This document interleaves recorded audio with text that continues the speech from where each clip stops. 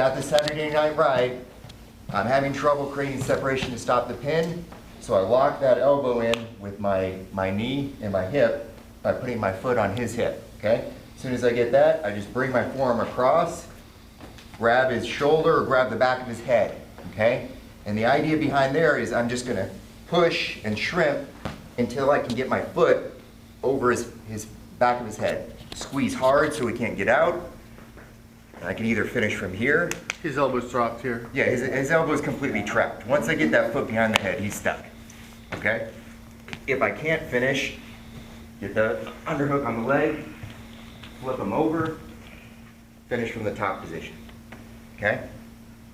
Basically, as soon as I get this up and cross, his arm is effectively stuck there, okay? Good? All right, let's try it. Distinct steps here, and they all kind of flow into each other. So, first one's isolate the arm, okay? I don't really care if you're a baseball bat kind of guy, you know, 2-on-1 grip, or if you're a arm fold, which I prefer because it's sneaky, or if you're a grab the sleeve or grab the lapel. They all work. It's all dependent on what feels natural to you. But whichever way you do it, you got to isolate the arm first, okay? So once you isolate that arm, you're going to shrimp, okay? And again, there's different ways of doing that. You can push your foot and shrimp. You can just dive under, okay? You can use your knees to go through, okay? Or you can start the pull first and then underhook. Doesn't really matter, just shrimp and try and get your ear on the guy's knee, okay? As soon as you start moving, you better be underhooking that leg, okay? Boom, all right? My foot over here is pointed up, toes pointed like that. I can wave at myself with the underhook, and I'm making a plus sign with my body and his body, okay? We're perpendicular, that's what I want. That's perfect, okay? From there, I bring that foot through in front of his face, and as soon as it gets in front of his face, I clamp down, okay? Point the toe, squeeze his head. This makes it hard for him to get out, okay? Notice everything else is still the same. I've got his hand, my foot over here is pointed, and I'm still over here waving at myself. He's in a nice tight little package, and I just flip him over, okay? Once I do that, again, notice everything's the same still. My hand's here, my foot's there, and I've got his arm, okay? The only difference is we're now in a different, I rolled them over, that's it. Nice tight little package, okay? Let go of the leg, scoop through, grab the arm, sit back, okay? There you go. The important part behind all of these is making it flow together, okay? There's different ways of doing each of the steps, like I told you. Pick which one you like, but make sure that you're doing each of the various steps. Isolate the arm, shrimp in tight, underhook, flip over, and at the end, everything should still be nice, tight, and round. Okay? All right, go and get it. We'll do another 2 or 3 minutes. Here's the drill we're going to do to start with. Any one of you guys want to be his demo dog, or you don't have to take any faults. Okay, Mike says, me, okay. All right, here's what we're going to do. So here's the drill. That's why we shrimp. There's a good reason why we shrimp. So Mike's got side position. He's got side control. Don't make it too tight. This is a drill. Okay, so Derek's job, he's going to shrimp in. He's going to pull him between his legs. Okay, in Sambo, he's in still trouble because if Mike holds on to him, it's a hold in Sambo, but most of the other grappling it's not. But still, he was going to pull in, pull hard basically, and he's going to immediately spin into a spinning Jujigatami. So that's the routine we're going to do here. That's what we're going to drill on here. So let's take a look at it a little faster here. So he pops in, he shrimps, pulls in, and he just finishes out. There you go.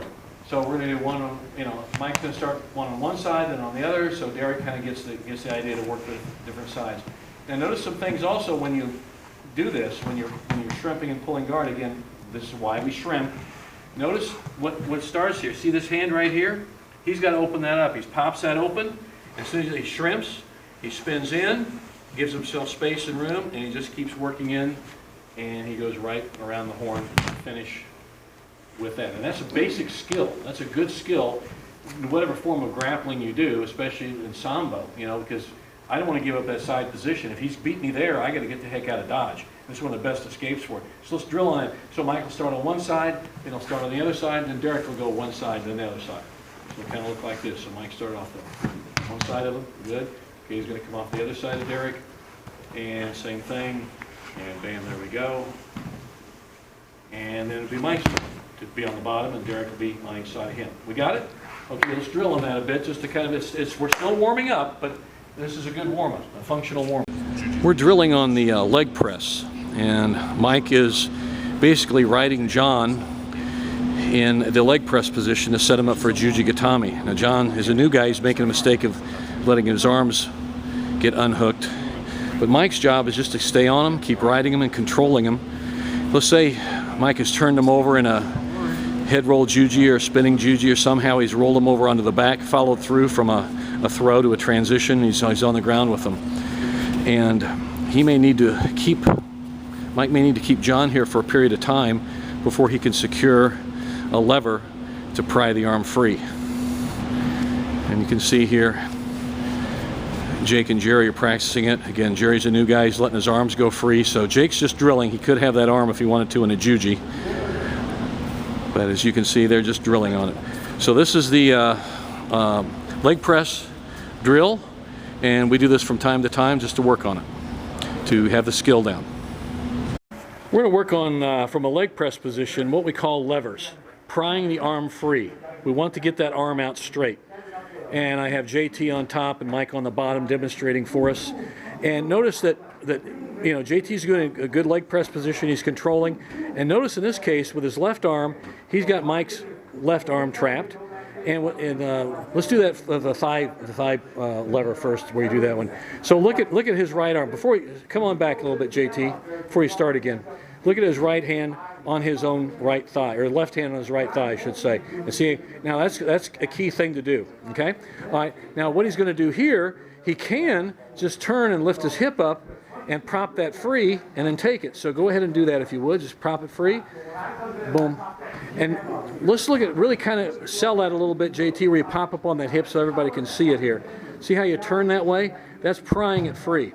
And that's a really good prying action, levering that arm out straight. So go ahead and do it like you really be doing it in a fight, and pry it free. There you go, pop it right out. So that lever, that thigh lever and a turn really does help. Okay, pop it free, okay? Now let's just go the real basic one that a lot of people do. It works. You just hug his arm real tight to your, and just roll back and take it.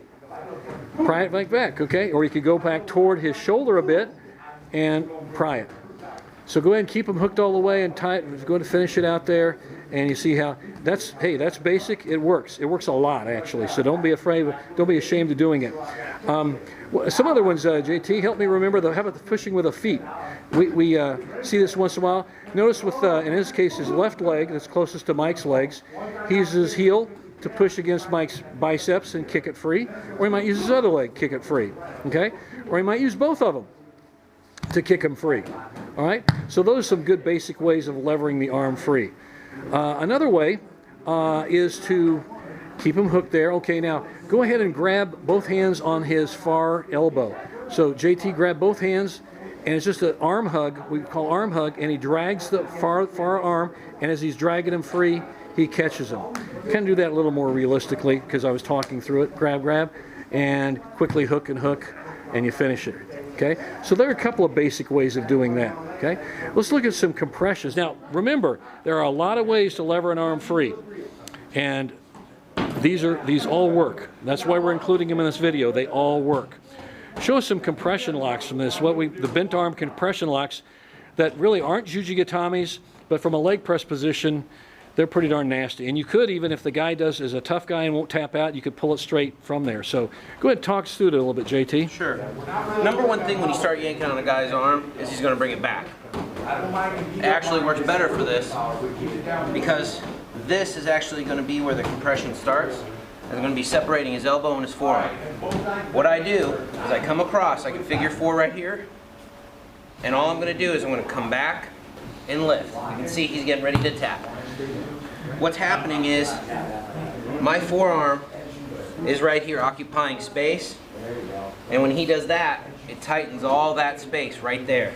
So what I'm going to do is I come up and I squeeze, becomes a compression. And that's, some people call that a slicer as well. Call it, yeah, you can call it a bicep slicer. Bicep slicer. You know, the key to it is I don't just press down. I want to bring it to me, because when I bring it to me, that space closes up and that goes down. If Mike didn't have this hand here, or even like an S grip, it's even going to be more because I have more space to cover and I bring it down that way. Right. So, I mean, the key to it is basically bring it to you, press down, and in a fight or in a competition, I like it because I go like that. I either get the tap or it hurts so bad, knocks it free. Yeah, pulls it out free. Now, you can also use your legs to add more pressure on these compression locks. Exactly. What I do without rolling back really is come up, and I go right here, and I'm sitting right there, and I lean back with that one because I want the space of my... So you're pushing down with your left leg on his arms. It's nice and tight there. As you're doing the compression. Here, right there, it's the figure 4 with my leg, basically. Right. Another way, you can triangle it. So we're here, I come here, and let's say he's tough. Mike knows what's happening, that's why his leg's up. I'm going to come across for double pressure. Now, that arm might go, which is fine, because I've locked up here, and I'm squeezing, creating that compression. Now again, we want to point out these aren't jujigatami. These are actually classified as udegarami, or a bent arm lock. And often a bent arm lock is so nasty when you do it as a compression lock. And a compression lock is any time you have an arm trapping the inside of the arm, as JT is doing here. Look at his left arm, and now he's providing the leverage and making it hurt. So that's a classic example of a compression lock. Okay. Another one, can we have Sandy come on in? And Mike, stay there. We're going to show a very popular one. It's an oldie but a goodie because it works. And this is kind of a bent arm lock to get the juji. So Sandy, go ahead and start it. Go ahead, and you're doing your jujigatami. And she's caught a lot of women in her career with this. See how she starts there? Now look at how with her right arm, that's the arm closest to the head, she's trapped that through, and Mike's left arm is trapped. Look how she's grabbed herself. Now watch what she's going to do with her other arm. She's going to put her elbow on the inside. Now she's just doing this. She would probably keep her hands together and loop them over, but we're showing this for now. So you can see how she is now bent his arm. See, her left arm is on the inside of his left, or elbow on the inside of his left elbow, and she cranks it, so she turns that and she rolls back into a juji. Let's get another view of this here so you can see how she's doing it. She traps it. See how she grabs her hands together. Now with her left elbow, she's pushing on Mike's left elbow, turning it. There she's got a nice bent arm lock. She could maybe win with that one, but if he's a tough guy and doesn't tap out, she comes over and she finishes out with a juji and gets the tap out. So one more time, just a little more normal speed like you would normally do it. There you go. See how she grabs her hands and does that? There's several ways of doing this. You can grab your hands together or whatnot initially and crank it in. That works just as well. Those are very popular and they are effective. And some people, yeah, you could go the opposite. Hey, there you go, Sandy. Thanks for bringing that up. We can do that just as well the other way. Notice how she's trapped and trapped. Let's take a look at what Sandy's doing. Sandy, stay there. With your left hand, you're coming up high, aren't you? With your right hand, you're going to trap low. So we have a high and a low controlling position to get that lever. You can see how her hands are. See how her left hand is high on Mike's wrist area? Bone to bone, okay? Now her left arm is trapping, okay? And she gets that closer, and now she looks how she cranks that, and she bends it the other way. And if the guy resisted, she could straighten it out for a nice jujigatami. So there we have several levers. Once you get your opponent on his back, rolling him over, he's not going to lay there and let you lock his arm. You're going to have to lever that arm free. And these are some levers, and we're showing these a lot in a no-gi situation because they work in a gi situation just as well. Okay, speak up, Sandy. When I do this and I get here and here, just to give me more anchor. Oh, that's right. Yeah, good point. So notice how she's trapping even more with her legs when she does this. Look how she rolls back. So with her knees, she's really trapping it, and her legs, and she's drawing his head back with her right. See how she's drawing his head back? Do that one more time. Mike loves this, I know. And there we have that. Draw it back, and we have that. So there you have several levers. All work. There are more. Read our book, Jujigatami Encyclopedia. We have them. but we can cram in here on this video. So thanks a lot. So a couple quick follow-ups. That usually works pretty well, but sometimes the guy follows up after you try the move. So it just kind of depends on how he reacts to the initial whack of his elbow. Sometimes the guys will, like Sandy was saying earlier, grab the gi while they're doing it. Okay, so you have to modify a little bit. And then sometimes what they'll do is they'll bring more of their hand through here, and so it's almost like they've got this, like they're using their whole forearm instead of just their fingers. Okay, so 2 ways to get around that. Okay, so in this instance, Mike's going to go ahead and bring his arm all the way through, and you'll see he's got kind of his wrist or his palm into a fist. Okay, so even if I've got my hand through there, it gets kind of stuck on everything else. Okay, so popping it free actually becomes a matter of just scooping through a little bit higher. Okay, so normally I'd be coming through right next to where the elbow is, but he's got his arm wedged through there right now. Okay, so I would have to like literally start pulling this way, and usually when I do that, the guy's sitting up on you. So what we're gonna do instead is we're gonna dig through where there's a hole, which is up here. So you just dig through right through there, you pop out that way, okay? And all I'm doing is I'm just trying to pull my hand this way to come in against his elbow, and that pulls it free of my leg, okay? So dig through where I can get it, grab my palm, pull it back that way, and it'll come free. There's a little rotation in your hip there too, to your right, so yeah. It's true, yeah. In almost all of your levers, guys, you're using your hips still. It's not all your hands, okay? So when I get this, I'm moving back this way, okay? Boom, pop, and then we're free, okay? Another way you can do it is more of the Sambo release. I hook this way, lean back, and catch it like that, okay? Either way, doesn't really matter, just matters on what you really feel like. If he's sitting up, usually I go after the leg. So I hook this, he sits up to stack me, catch, get your hands together, push your leg towards his head, boom, and there you go. Okay? Guys, this is my preference here on this situation. I always like this when it worked for me. I think it worked for you as well, because you're kind of bending him in half when you do the leg grab that we just call it the Sambo, you know, arm and leg.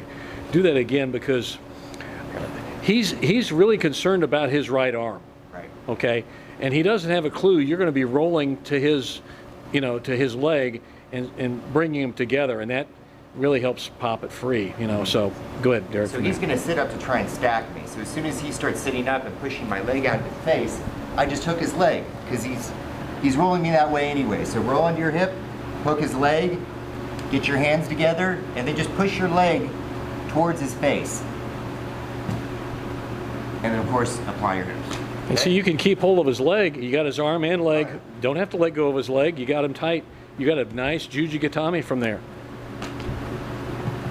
Now when you use that, I like this one. The first one is good too, but this is my preference actually.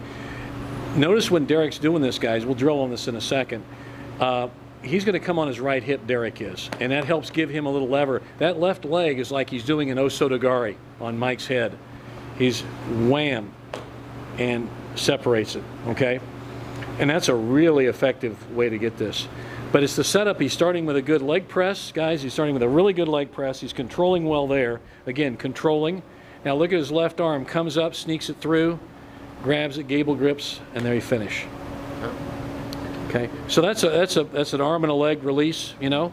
And again, this is really useful in Sambo because we did it because the guy he had a jacket, but he had no pants, so you can't grab the pants and manipulate with. So, and it really helps hook, you know, so you can hook him there. Any questions, guys? All right, well, let's do it. Derek, can you do it one more time on that one, and then one more time on the first release? There, okay, boom, catch that, pop back. See how you control? And the first release, show that one, Okay, right there hands through it. together, pull it sideways, torque your hips towards it. And you see, it's really a tearaway, you know. He's grabbing the inside of his bicep. Okay, so good question. Okay, I'm gonna do something a little bit different when he does that. When the guy's reaching through and grabbing his own sleeve in this version of the figure 4 defense, okay? Again, digging this way is gonna be a little bit more difficult, okay? But I've got a nice hole down this way. So you scoop under, catch this, and we're gonna do what I call the wrist peel, okay? You catch him with your wrist on the part that's protruding, okay? He's left this all out there hanging in the wind. So what I'm gonna do is catch it with my wrist and then just peel up this way as I lean back and apply my hips. If all I do is I just try and use my hand to get this free, that's not gonna work, okay? Even if I get like this and start pulling, it's still probably not gonna work. But what I'm doing is I'm attaching his arm to my chest so that when I do start peeling with my wrist, I can lean back and use my hips to help pull the rest of it free. And the weight of his body. Right. And the weight of your body, yeah. Okay, so peel up with the wrist and back. Okay, that one works pretty well too if the guy's like this and he's got his hand stuck out a little bit more. Okay, peel up and back. So you're just really collecting that wrist of his or that hand of his, just trapping it up and pulling it back. That's a good question. Yeah, that happens. That happens. Okay. All right. We'll call it there. Thanks, guys. Then John had a question about head rolls. Let's really work on that to kind of get that little small point. You know, a great basketball coach, I stole his line many times, John Wooden, I really like him as a coach, I really admire him. He said, small things make big things happen. It's true. And so there are a lot of small things here and add up to a big thing. You've got to do them all correctly. That's why it takes, you got to train smart as well as training hard. A lot of guys train hard, they're real tough guys, but they're also tough guys that lose fights. You know, not always, but you've got to train smart. If you're that guy who can train smart and train hard, you're going to be a tough guy to beat. And that's what it takes. So that's what we're trying to do here in this camp. It's going to be a skill stuff. We're going to work a lot of skills in this camp. So that being said, let's work on this. We're going to do the Russian drag again. But if the guy pops up, we're going to keep him from standing up. So can you get in his guard? Okay. Now, watch what happens here. So as soon as he stands up, bam, he drags him back down. Now he can finish there and kick the leg over. But it's really usually, just like Derek's going to go for naturally, it's a lot more efficient to just go do the head roll juji from there and finish out and catch it, okay? So you can stop, you can kick the leg over and catch it, which works really well, okay? So show him that one just to start. Bam, and you can kick the leg, well, he just did the head roll because the guy was already rolled. So let's stay with that one. That's cool, let's stay with that one because you reacted with him. So let's go ahead and do the head roll from there. He pops up. Catch him, see that? Now look at that. See how he keeps rolling? The guy's trapped the leg, finish up, and he stayed with it. Did he necessarily do it like we've been no, he did a belly down pretty much when he finished it, didn't he? You keep rolling him. And that's why we say stay round, because you will get that arm. Catch, see how it comes over, and finish it, and there you catch it. So at some point, if you keep rolling him and keep doing it, he will tap. Now, he may be in the middle of a roll tapping, but he'll be tapping.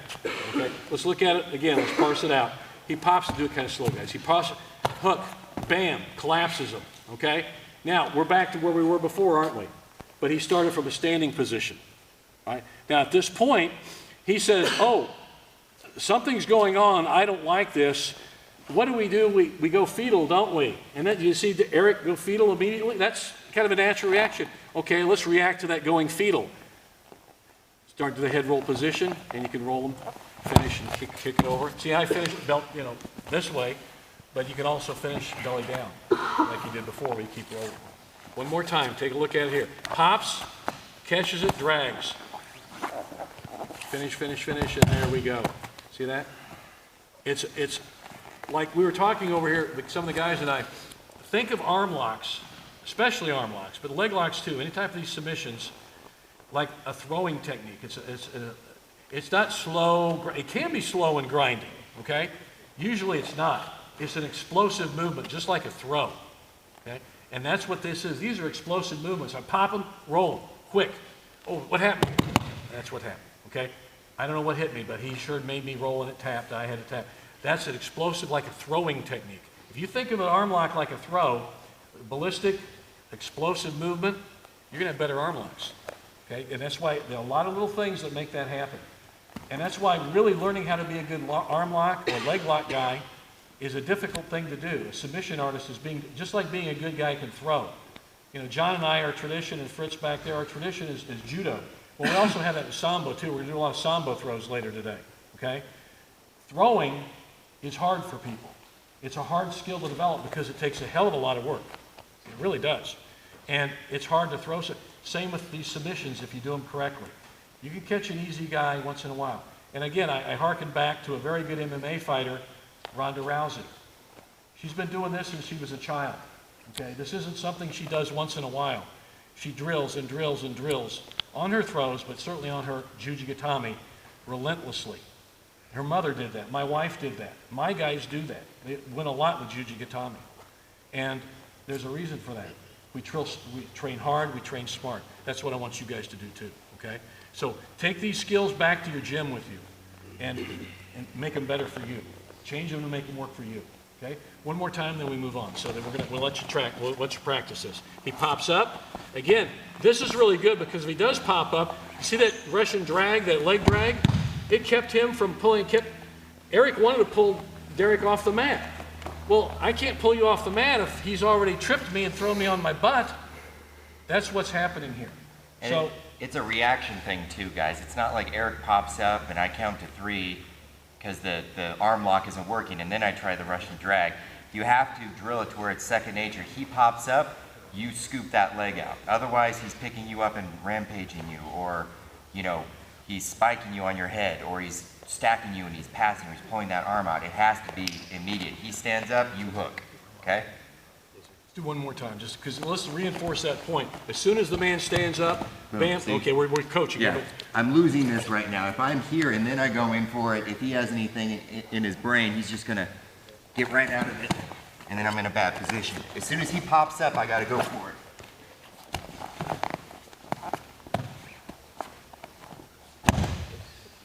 See how he finished the arm lock by holding the leg and arm? Why not? You don't have to let go of the leg to get both arms, the hands on the arm. Take it. Whatever, all we want to do is straighten that arm and get it levered and get that. Or, okay, you know, because in Sambo, a guy yells, it's the same as tapping out. Okay? That's what we, in a lot of submission grappling too. All right, let's work it. Then we'll come back to some. We're coming back for some more Russian drag training here. And you can see this is a very quick move. You can't spin under your opponent if you're the bottom grappler. You just pull his leg out straight and drag him down. Catch it and drag him down, and you can see that's it. And they're coming across kind of a belly down situation. You can do a head roll position. There are a lot of ways to do this. And see, Derek is doing a nice head roll spin over to it, the Russian drag, and finish it. Again, not many people practice this, but they should, because you can't always spin under them and control, but you can drag them and finish it. And it's not always the most photogenic of arm locks, but who cares? You get the arm straight, and, you know, control the position, you beat him. And there you see he kept rolling him over into the jujigatami. So the guys are drilling on that tonight before we start our randori session. And again, catch it. See Anthony drag, and he's caught over. He likes to kick the leg over and finish kind of the belly down version. But that's what the guys are doing tonight in practice. Pops it up. There you go. Catches it. And he's rolling him all the way over. He finished down. He got a leg grab. So there are a lot of variations of this, but the key thing here is to catch his leg, catch his ankle with your elbow, drag him down, kick over. You might even roll him over and do it. We'll come to some of the other guys who are drilling on this. And here's JT. He was in our other video doing the Russian drag. He's quite good at it. This is a really good move for heavyweights, by the way, because not everybody can roll under an opponent or spin under an opponent. But there we go. Now, TJ caught him a little more of a rolling action, a spinning action, as opposed to dragging him on his near hip there. He's rolling over. Still, that's more of a spinning, but that still works pretty good. Okay. We'll see. See the guys do it here a bit. Pops up, drags that. Now he's rolling him over too, okay. He's doing a little less of the Russian drag than it is spinning juji, because you're rolling him over to the other side. But that's okay, it's still a good arm lock, you know. Sorry for coughing there on camera, everybody. We'll do a few more here, and drags him down. That's the direction, and there we catch it. Steve, you just roll over on your left hip, because you roll him over to your left side. So drag that way, that, and catch it. There we have it. There we have it. Okay. JT, you want to demonstrate that one more time? He did it so well on our other video of this. We want to show this again here like this and catch it. And it is a quickie, okay? Derek, can you demo the head roll juji from that Russian drag? Which side are you going to do? I'll come to your side. Okay. All right. So he catches that, he drags, kicks the leg over, and he keeps rolling, rolling, rolling, and he finishes with a really nice juji gatami. And there you can see it. Okay. Russian drag, a lot of variations of it tonight, and we thought we'd show a little bit more about the Russian drag here. There we get the rolling juji and the nice finish. There we have it, Russian drag. So this is going to be a head roll juji from the Russian drag, guys. So let's just watch this. So when he pops down, okay, all I'm going to do is I'm going to put my foot up there. Maybe he's got way too good a posture for me to get my foot in front of him. See how he's blocking? So I'm just going to put that there, turn all the way over, and roll. You notice how he kept rolling. Nice. I've got that space I need to get his mark. That's sweet. You've got to keep a hold of the arm and the leg, otherwise you won't roll them. Let's go that way. Okay, so I got the arm, got the leg, okay, popped him down, he's got good posture, can't get my foot in front of his face. Put it up there, turn my hips all the way over, and he rolls. Now I'm in a good position, I can collect his head, and this is what I want. Just barely pop it in. If I don't collect his head, he's up, okay? Guys, also, you notice when he did the drag, he really turned, like Julie, we were having you guys do that before, where you really turned heavily onto your hip. So really turn far onto that hip. See, boom, now he's on his right hip, very strong. That allows him to kick that leg over, and he can now start turning it. And you notice, the top of his foot was on the back of James's head. His instep was on the back of his head, and that catches the roll. Yeah, even if they're elbowing, trying to elbow that foot out of the way. Okay, so I pop this up and I got this. I get him down on his butt and he's got his elbow in the way. I'm just gonna try and extend my foot onto his head. That's it, that's all I need. And turn over. See how my foot just pushes his head all the way through? And by the time we roll over, this is perfect. Watch his leg that's hooking his head, because what he does is he rolls, he bends that knee and sucks that in. Yeah. He doesn't leave it straight out, because if he Nope. did, he could just pop out of there. Right. Right. He keeps that in nice and tight, so it's a very compact movement when you do it. So if I keep this straight. Right, that's what Sandy's talking about. See how He's out. there. He's out of there. Yeah. Right, you just bend that knee, suck it in on him. Yeah, because I was noticing when he was coming over, he was basically dropping that knee into his chest, Right. over his arm. Now keep that knee right in there. Move it now, see? Yep. Yeah, Keep that he's knee got, in he's there, got it. bends that knee and pulls him into him. And there's the juji. Okay, guys, you got it? Let's give it a try. That's a level. Okay, so he pops up, okay? Like Steve said, I'm not gonna drag way out here because look where his knee is pointing, that way. I gotta point my pelvis opposite his knee. And in order to do that, I'd have to go a full 180 degrees. I don't wanna do that, I wanna go 90 degrees, okay? So instead, back up for me. I'm gonna drag him and keep my hands nice and tight, okay? I should be able to like tap my hand with it, okay? And that way when I come over, see how tight that is? Okay? Yep. Yeah, that is double trouble. Knee lock and arm lock together. Pop that out, drop my knee, kick over, and see where it goes. Even if I lose his arm, he's right there. If I keep his arm, then it's literally double trouble. I'm gonna go this way. Okay. Okay, go with the knee, drag that over. kick over and see how I can just pull him right in there. Yeah. Okay?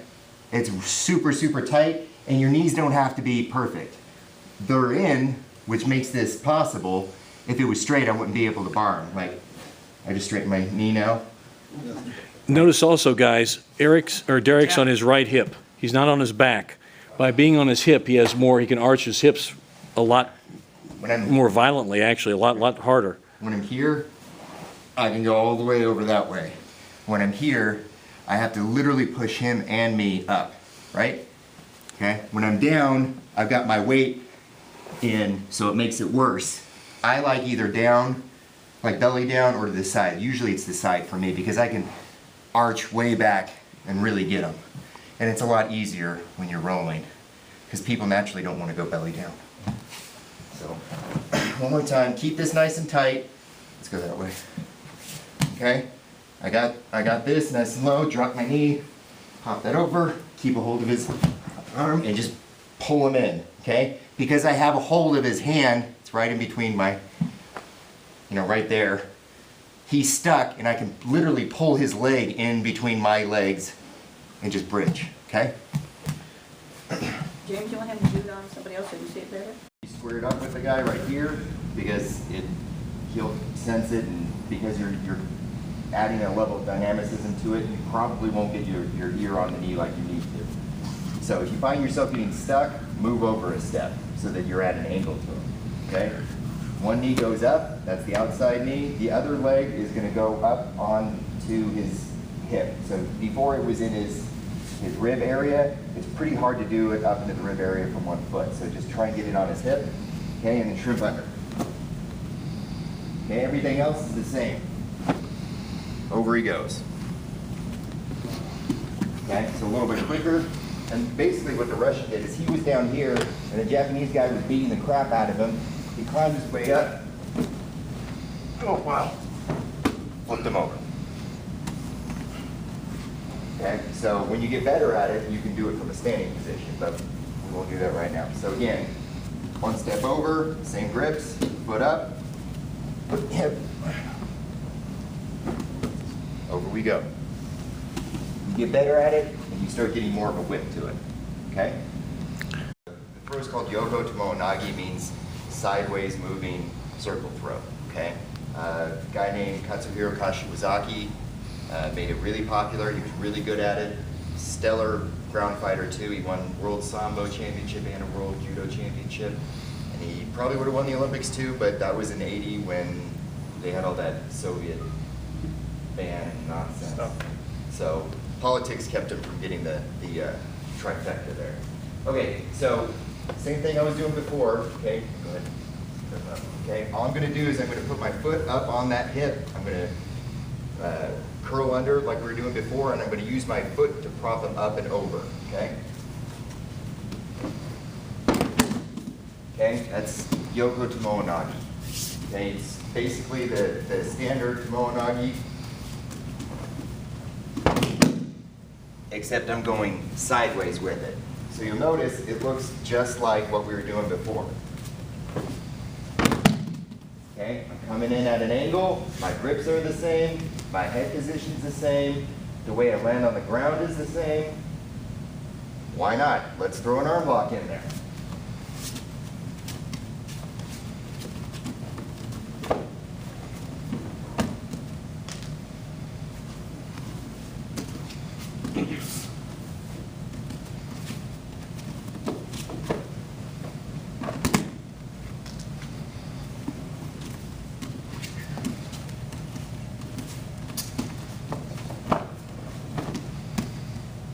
Okay. As you've seen in some of our other videos, transitions are essential in doing Jujigatami. So in this case, from a standing to a ground fighting situation, transition from standing to ground. So we'll have Sandy Harrelson on the left and Mike on the right, Mike Pennington. Sandy got a lot of women with this in both judo and sambo at the Judo Nationals and Sambo Nationals, and she got a lot of tap outs from this over the years in her career. So basically, in both judo and sambo, I might add. So she's taken pretty much a standard lapel, right hand on the lapel, left hand on the sleeve grip, all right, with Mike. Now, what she's going to do, she's going to move over to her left quite a bit, and notice the angle of the body, her body to Mike's body, okay? Now, we worked on Tomoe-nage to Juji before and spin him right over, which is beautiful. A lot of our guys do this. Sandy was a specialist with this. We also had some other athletes do this quite well as well. So what she's going to do with her right foot, she's going to push on the inside of Mike's left thigh. And she's going to tumble him onto his face, and she's going to kick right over into Jujigatami belly down. And notice, look at how she controls with her left foot, her shin on the back of Mike's head. Now, if she has to, she can put it under his head. That's cool too. But in this case, she doesn't really need to. So she's going to go ahead and do it on your own, Sandy. Just go ahead and push right down, kick right over, and there she did it, where she did it belly down like that. It's where her left leg is under his head. Okay, let's look one or two more times so everybody can get a good view of this. Notice her angle. She's over to Mike's right side extremely. She's not square with him. So the body position is really, really fundamental here. Okay, now what she does, as she pushes with her right foot, with her right hand, she's going to pull Mike down on his lapel. So go ahead and do that again, Sandy. Push, bam, she tumbles him. She kicks right over. Now when she finishes, she grabs that arm, traps it, and she really drives with her hip into the back of his arm, into his elbow. She can also catch there, and as she's doing that, that makes it hurt more. She pulls up with her left foot on his head. Okay, one more time. And Mike loves this, I know. Thanks a lot, Mike, for being patient. And you can hear in the background, they're training in the ring on the other side, so it's a regular night here at practice. So go ahead and do your a thigh push setup, thigh push transition to Jujigatami. Boom, there she goes, and finish out like that. Notice how she grabs, and she's got trapping that quite well. So that's the finish of it, and that is the a thigh push or leg kick transition to belly down Jujigatami. There we have it. Submission grappling and sambo, such things as this, sport jiu-jitsu, because in judo, if you can't get the arm, you lose the arm, you have to go to maybe a pin or something like this. But in sports where you can do leg submissions, lower body submissions, here's where we go. This is one of the reasons also we see it in sambo. So we've tried this, and what we do, that sambo, basically that tie up like that, and he rolls to the side here. Now watch, if for some reason JT loses TJ's arm and he slips out, okay, now what he can do is he can jam his knee in, come over there and take a straight knee lock, okay? Or he can do a toe hold from there. Why don't you come over here so you can see these, okay? We'll do it again, okay? Start the series again. Okay, so kind of from this angle, okay. He's keeping his legs down so the camera can see. Again, go ahead and do that. Okay, now they're like that. Now, if for whatever reason he loses the arm, bam, he loses that. See how he jams the knee in and he just rolls into him and gets the leg submission. So he just grabs the leg, rolls to the direction of the leg. Anything to add to that? Sure. Guy who likes leg locks. So a lot of times I'll lose it up here. I'll be sitting up already and I won't have the kick position when the guy turns in. So as soon as he turns in and shrimps out of that, you can actually keep a hold there and sit back into basically a side ankle lock. You get it that way. And then if that doesn't work, you turn over. You've actually got that armpit knee bar. And it that way. In any event, once you've seen you've lost that arm, yeah, turn your attention to the leg because you can get a leg submission there too, pretty quick. Right. Just remember, turn into it like both guys were doing here. And the main idea to remember, guys, is you've already got this leg. You've got two things to lock here. So if he lets go of this, and you're just stuck with one of them, we'll use it. You know, and the easiest ways to do that are just to jam the knee in, or again, we're going to hook this, and then come in like See, that. in this case, he jammed that leg in there because now he's trapping, and that's really important to be able to trap that. Right. You know, just like in Jujigatami where you want to trap his arm with your knees, same thing here. It's trapping the leg with your knees. Okay. Let's go back first way that the JT showed. JT, you want to demo? Why don't you demo, JT? Sure. And again, show that. And this is, I think, the easier of the two skills, at least to start out with. Okay, so, and you can see you've got it here. All right. Now, when he hooks, he rolls into it, but he loses the arm. Okay, now see how he jammed that left knee in there and he rolled into it and he caught it straight knee bar. Or you can finish off with a heel hook or toe hold, all this stuff too. Okay? We'll finish with that, and then like I said, I keep saying we'll do throws. We will do throws tonight. Okay? But let's work on that and finish out. Let's go to the legs. How to get somebody in the crossbody arm lock, Jujigatami. Now we're going to talk about saving your bacon. Believe me, not enough people work on defense. Okay? So Sandy, you might want to come around here so we get a good view of this action here. I was just thinking. Yeah, so your ribs okay on that? Yeah. Okay. All right. So Mike has got Derek in Jujigatami. Okay. There we go. That's a good setup. He's in what we call a leg press. He's controlling here with the legs. He's got a very good position to hit that Jujigatami. Derek's life sucks right now. This is not a good place for him to be in. Okay. All right. So what are his main concerns? Well, he says, I don't want Mike to stretch my arm and make me tap out, okay?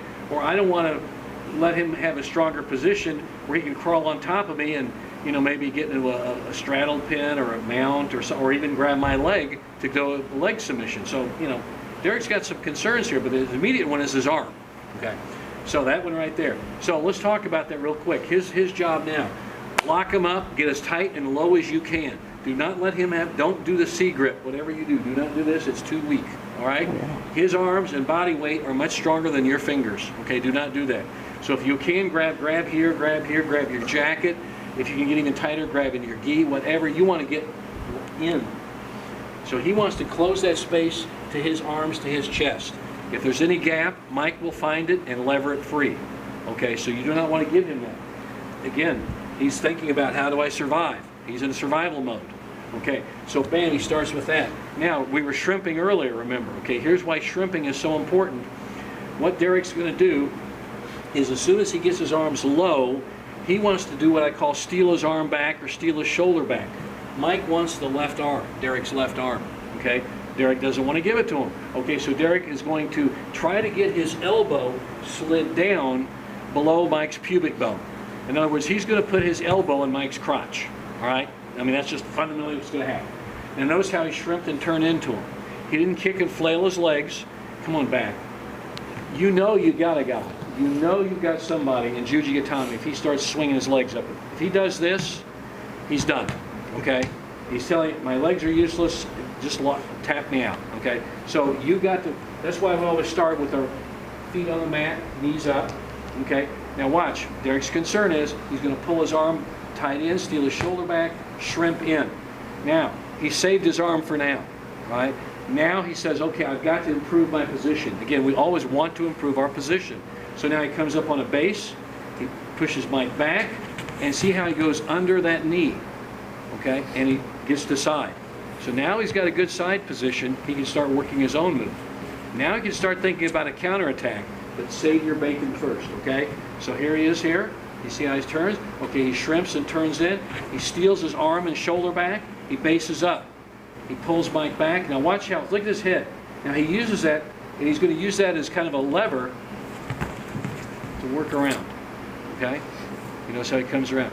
He wants to protect his arm. He's got to protect that arm. By doing that, he also prevents Mike from coming up and sitting on top of him in a hold, in some kind of an osaikomi situation in judo or something, or a holding position, time hold.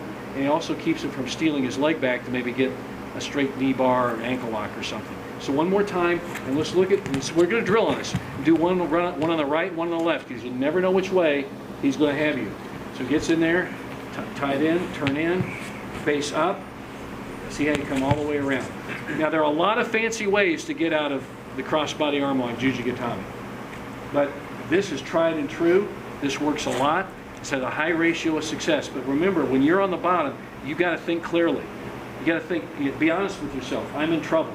Life is not good for me now. I've got to get out of this situation, okay?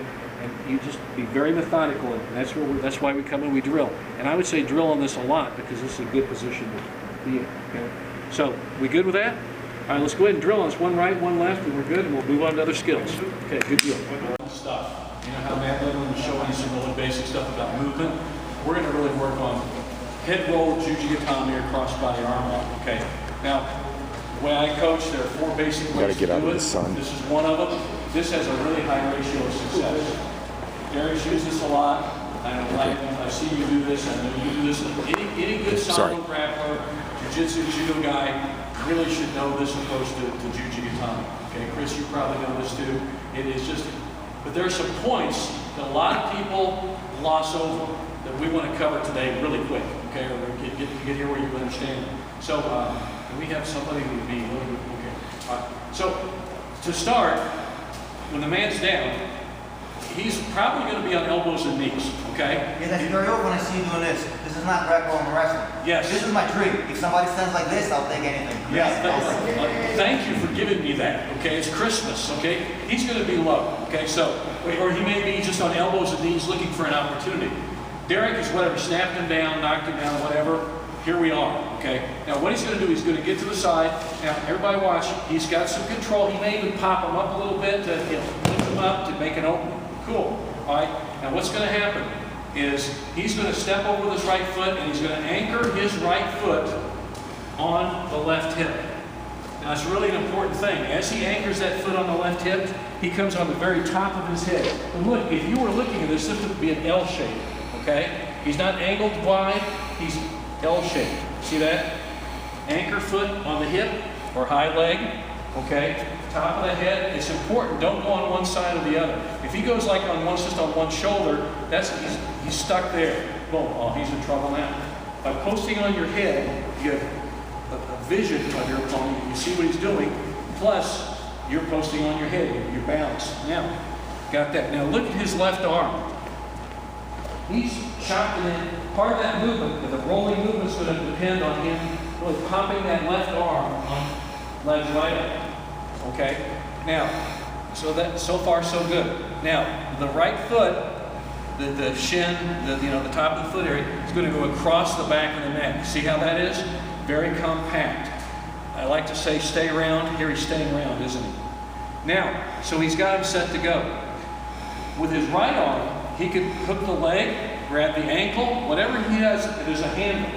And now see how he's going to tighten, not tighten the bad way, compact, round little ball. He's going to roll the bottom man over, kick right over, and guess what? He's got Jujigatami going. If he wanted to let go of the leg, he could have, but he didn't need to, did he? Often he's going to be splitting them apart, the guy's going to be tapping his leg here too. Let's demonstrate what happens if you don't control the leg. Okay. Yeah, if you don't control the leg, watch what happens. Here's a good point. If he doesn't have control of the leg and he stops, boom, he's up. Okay, guy knows how to fight. He's going to follow up. He'll take that roll and he'll come in on the inside shoulder and come up. Okay, so like in judo, you have a pair of pants to grab. That's great, but for sambo we don't. So we have to use the appendage. Now, if he may not get the high, we would prefer this, but he may have to grab an ankle. If that's all he's got. The overhook, underhook, he's still got it, kicks it over, and finishes. Now, when he does finish, he starts to lever that out. Remember, guys, we were talking earlier, there are 3 phases to every submission, really. Control, you control the position, you get the submission, so control. He controlled the rolling movement, didn't he? Okay? Then he got the trap. He trapped his arm to his body. Then he got the lever. He levered it out straight. Okay? I picked up the phrase lever from Neil Adams, the world judo champion. I was fortunate enough to train with him for a period of time. And he said, don't use the word pry. Use the word lever, because that's what you're doing here. You are levering it free, and you're being more accurate in that description. And I think that's a good way to look at it, too. Okay? So this is a real basic way, but you know, basics work. And I've seen this at all levels, whether it's very local level competition, certainly at the World Championships. This really does work. And when you see people like Ronda Rousey or Jimmy Pedro or some of the World Sambo champions, well, how do you get that roll? It's not a trick. It's from doing a lot of repetitions in the gym. You know, just a lot of reps, a lot of reps, a lot of reps. One more time, guys, and I'd like you to practice this. So, the man's on elbows and knees. Okay, think of this as, and remember, it's an explosive movement. It's not a grinding movement. It's an explosive rolling movement. So see from the top, bam, he digs in, pops, catches and rolls, and finishes out. In this case, look how he's grabbed the leg. You can do that. If you've lost the leg, just take the arm. Okay? Remember, hug the arm, don't grab it. Hug it, because now it becomes part of you. Okay? But you notice a little key point that a lot of people miss, being on top of the head, that when he's going with his left hand, he's really chopping that arm when he's attacking.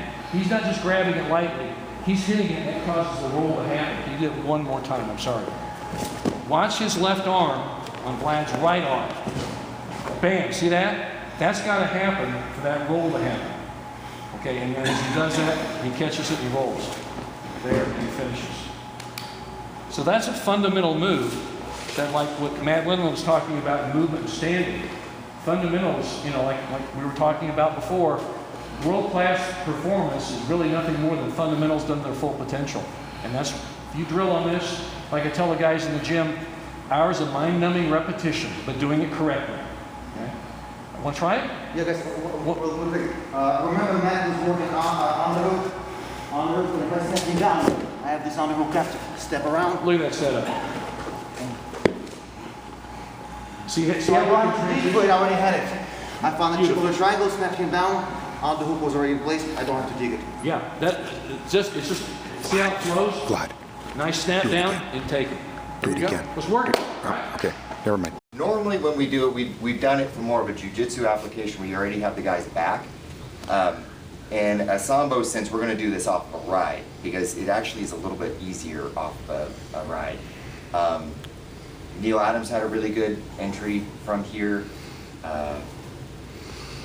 You know, Steve picked it up from working with him and from working with Morris Allen, so I picked it up. I teach my guys this, and it works pretty well.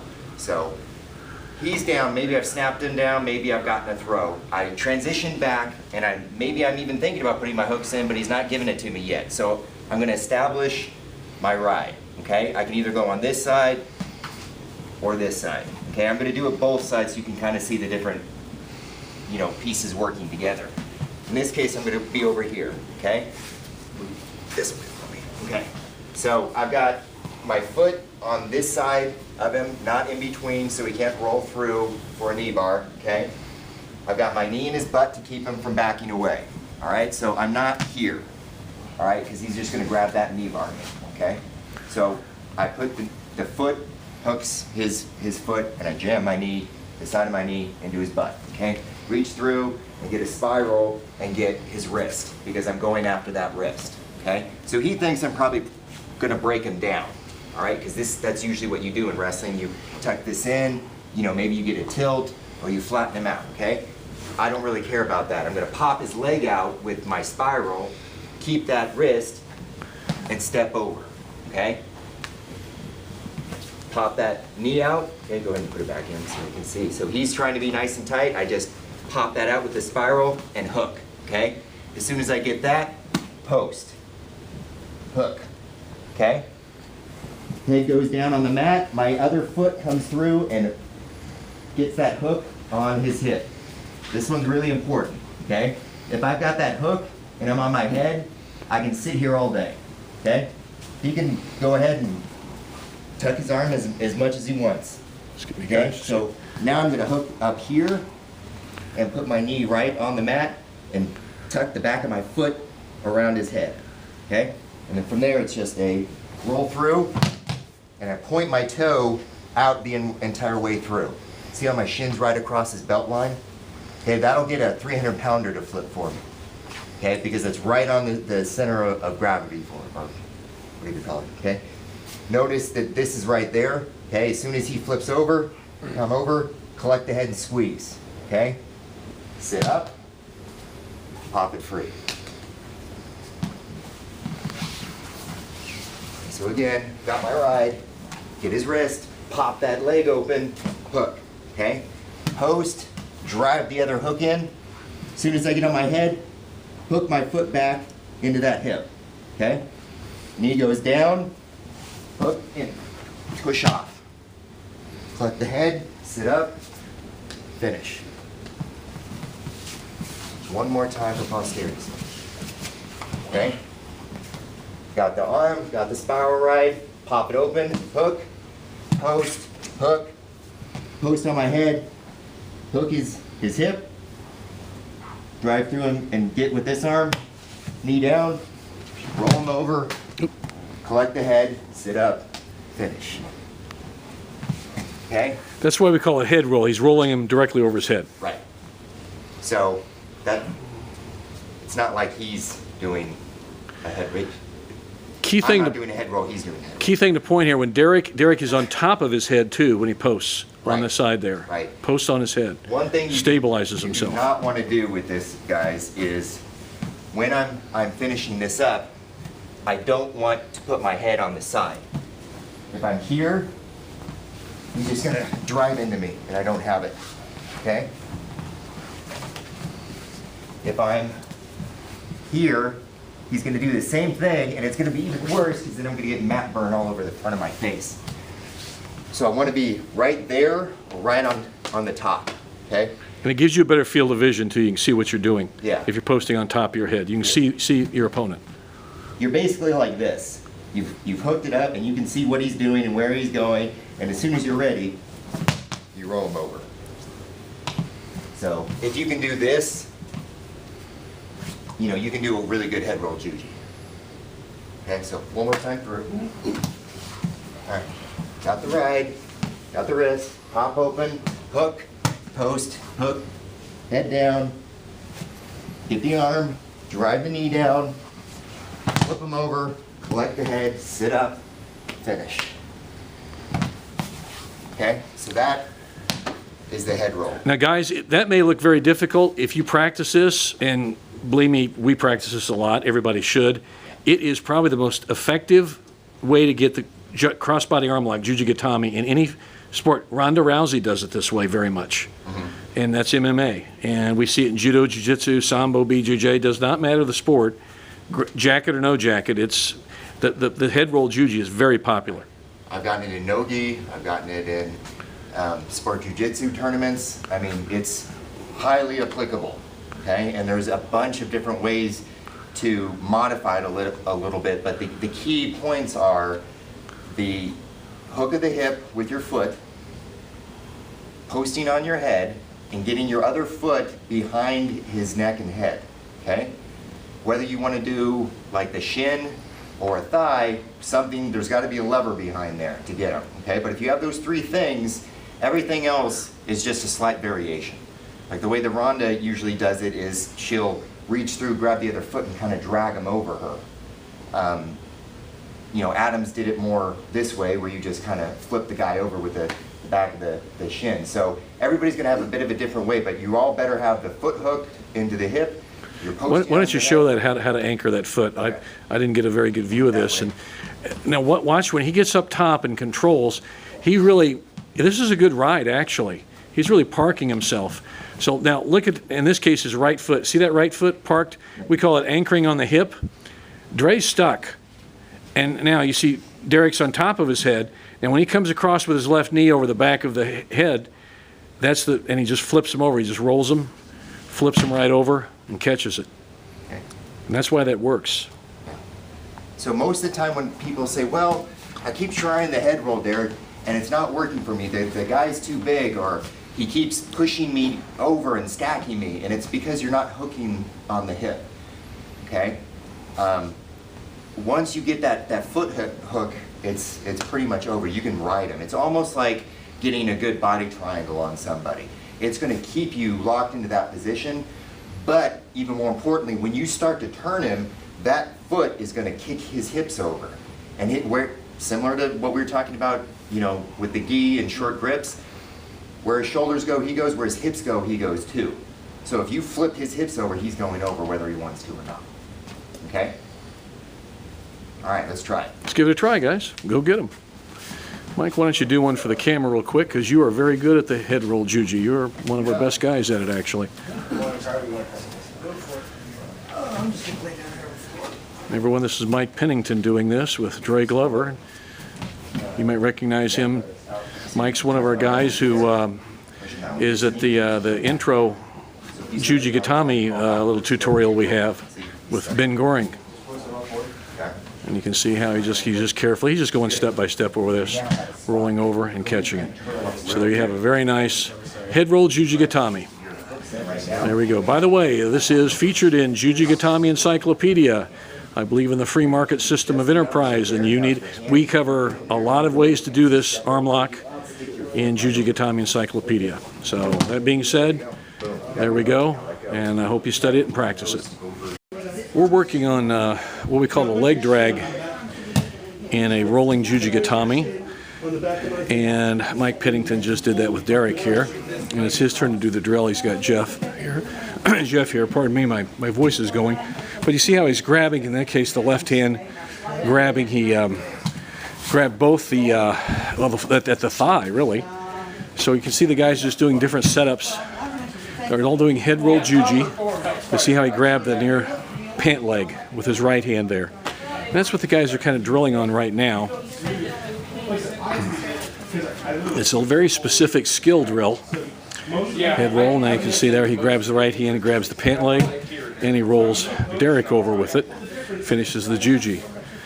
And that's what this drill is right now. They're doing different setups. He starts it there. Derek grabbed the near ankle right about at the, if he had laces on shoes, he would be grabbing a bit about the lace of the shoes.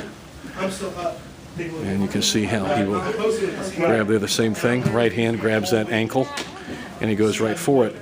You can grab the near leg, the far leg, whichever works. You might grab the near leg, and he pulls it away, and you have to go the far leg. So in any case, there was left hand grabbed the inside of the near knee. And we're just drilling on that as a skill drill. See, now Mike grabs all the way through and grab the far leg of Jeff to roll him over. So you should drill specifically when you're doing your head roll juji. If you want to be an arm lock guy or gal, work on the small things just like that leg grab there that gets him over. We call it a leg drag. You're dragging his leg, helping him roll it over one way or the other. And it's a very specific drill we're doing here for Jujigatami. There you can see he grabs. Now remember the rules of your sport, so you might not be able to grab on the inside of the cuff with the pant leg, so you might have to grab just at the edge. In a Sambo submission grappling, you have no pant leg, so you might have to grab the foot, all the leg, the ankle, whatever it takes to get the leg drag over. And we'll just go one more round here, and we're going to do a different drill. But you got the idea here of grabbing the leg, and it's called a leg drag. That was a good example of taking the farthest one away from the attacker and rolling him over. And there we have it again. And there you have a very good one. Very good. Good example of grabbing the far leg away too. So that's the leg drag drill for a Jujigatami. We're drilling on the head roll juji, but with grabbing the leg. So you grab the arm and the leg and tie them up real well and roll them over. I first picked this up in Sambo, but this is very applicable to MMA or even judo, even with pants. Anything without pants. Jake rolled the wrong way, did a different thing there, but he rolled it from a different hip roll position. He didn't roll the wrong way, it worked for him. So we're just kind of working on this, where you come across, and there you can see he hits his position. Dre grabs the leg, he rolls John over, and he finishes with the Jujigatami. So as Jake just showed, you can also do a hip roll Jujigatami, but it's usually done with a head roll version. Bob's working it, he grabs, he rolls him over, see how he's grabbing over, and he controls. Again, like I said, I first saw this in Sambo because we don't wear pants in Sambo, we wear singlets or shorts. So there's no pant leg to grab like was often done in judo. And it's a very good position. Also, the top man, by doing this, prevents the bottom man from getting away because he's trapped both his arm and his leg and sets him up for the Jujigatami. You can see Mike doing it here. Sets it up there. He grabs and grabs, rolls Bob over, and finishes it. So we're just drilling on this right now. We'll come back here. Jake's actually going to do it. Okay, and Jake rolls it as a head roll version. He rolls him over, and he takes him down and controls him. And you see, you don't have to let go of the leg to finish off a good arm lock there. You can just stretch it out very well. And it is the pretty much a leg hook version. And again, to plug my book, because I'm a shameless capitalist, we show this in Jujigatami Encyclopedia. And this is a very good, effective way of getting a guy, rolling him over, getting him into Jujigatami. There you have it. Boom, he catches it, he starts his move, all right? And Jared says, oh, I've been here before, life sucks, I hate this, so I'm gonna flatten out when he tries this. All right, now what he can do, don't flat out quite yet because I want to talk to you. All right, so Derek's starting his move, but get your knee up on his head.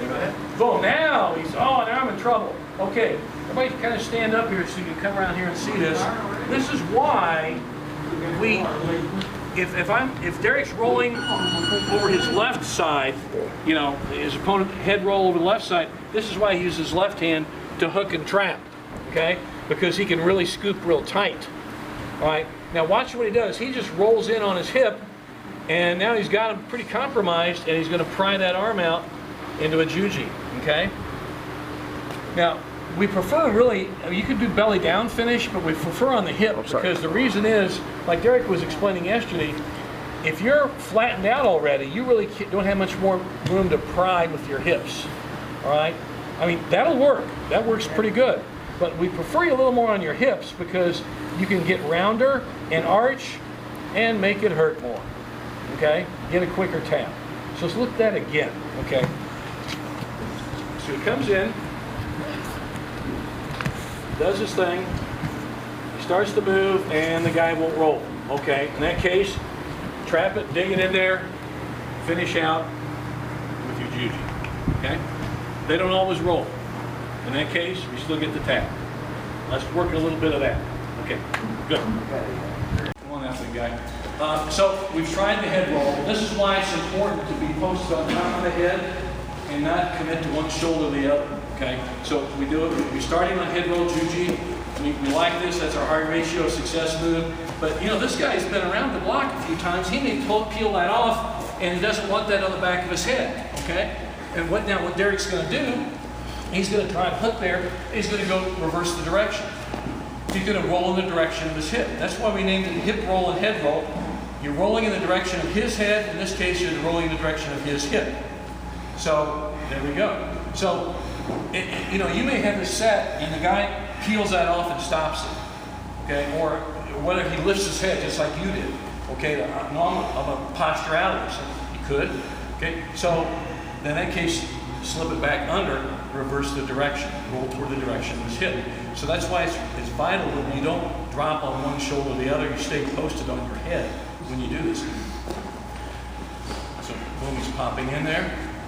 Now see how he's posted. Now see that and he goes the other direction. And there you go. And that works really well. Chin whip. Yeah, chin whip. That's right. An important add-on to that, guys. When you're coming through for this, okay, I'm not just putting my foot there, okay? Because then I might do this. And again, he stacks and pulls his arm out. Okay? You're squeezing his face between your heel and the back of your thumb. Hooking. That's a hook. Hook, squeeze. Okay, and then you just have to turn over and his head goes like you said, it's like a chin whip. Yeah. It really is because you're whipping him back. I called Uchimata in his head. Yeah, that's right. That's right. Okay, one more time so everybody can see it. So you can see, and you might like just go for this move. There you go. So it's a good backup move, or it could be a good move. I found that two primary types of athletes like the hip roll over the head roll. Females, because of their wider hip structure, I mean, just the way they're built, they have a stronger hip structure than shoulder structure than men do, okay? That's females do. And also heavyweight men, because of the girth. It's just the way it is. So, if that's the case, you make it work for you. We good? Let's give it a try. So I'm here, right? A couple of tiny little details. I always grab with both fingers. And anytime I stress some kind of details, because I learned it through good experience. I once knew a guy who had my thumb in and he's looking at my wrist, because he learned on my wrist, you know what I'm saying? So anytime once I know that he's airborne, I can let go, you know? So he's strong and gets safe enough. Okay, very open. Anytime I obtain Georgian grip, I move him with my belt, right? This way. Yeah, like this. Massive setup, okay? Because I can set him up for Ouchi here, I can set him up for Haragoshi, and so forth and so on. So very often, technically, once people get the Georgian grip grabbed on them, and anything like so last Korean match, when he got this grip for percent, guy dropped right away. As soon as he yes. So first time, it's a caution, second time is 1 point. But 1 point is still less than 4 points being scored. So technically, it's an acceptable movement to do, right? So once I grab Derek, I go, oh shit, boom, and he drops. And very often, if we both stand up or in the Sambas, we both look at the referee. 1, 2, 3, he stands us up. But I have a good grip. Why would I, not utilize a good grip? So as soon as I stand up, he drops right away, even if I don't get anything, I'll start dragging him. Because I look at him. I look at him and he'll get his penalized right away. So what I do, as soon as I drag, I'll spin my leg around, let go, and re-grab. It happens fast. It looks like too many steps, but it's real fast. Boom, boom, boom. That's where I am. Okay? So I was here, drag, over, boom. What he said about yesterday's move, I got to do a little acceleration step. Acceleration step, sumigration, right, and on. So once you have a good thing going, such as good grip, like Sambo motto is throw and submit.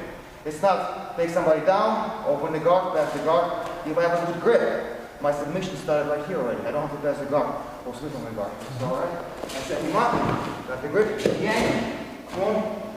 Guys, this step is super crucial. Don't sit from here.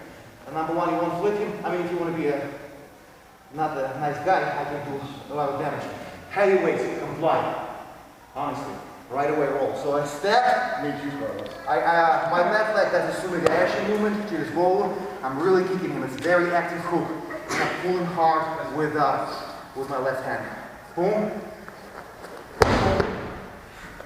Right and wrong. Alright guys? Any questions? Seriously, heavyweights can play. Usually, little injuries happen with heavyweights. But just imagine, once I sit on his shoulder, and I'm not doing the job I'm supposed to do, I'm being safe. Like if I just sit, you see the arm is not supposed to be back this way. Okay? Acceleration step. I call it big go and back. Full big go, right? And light hook.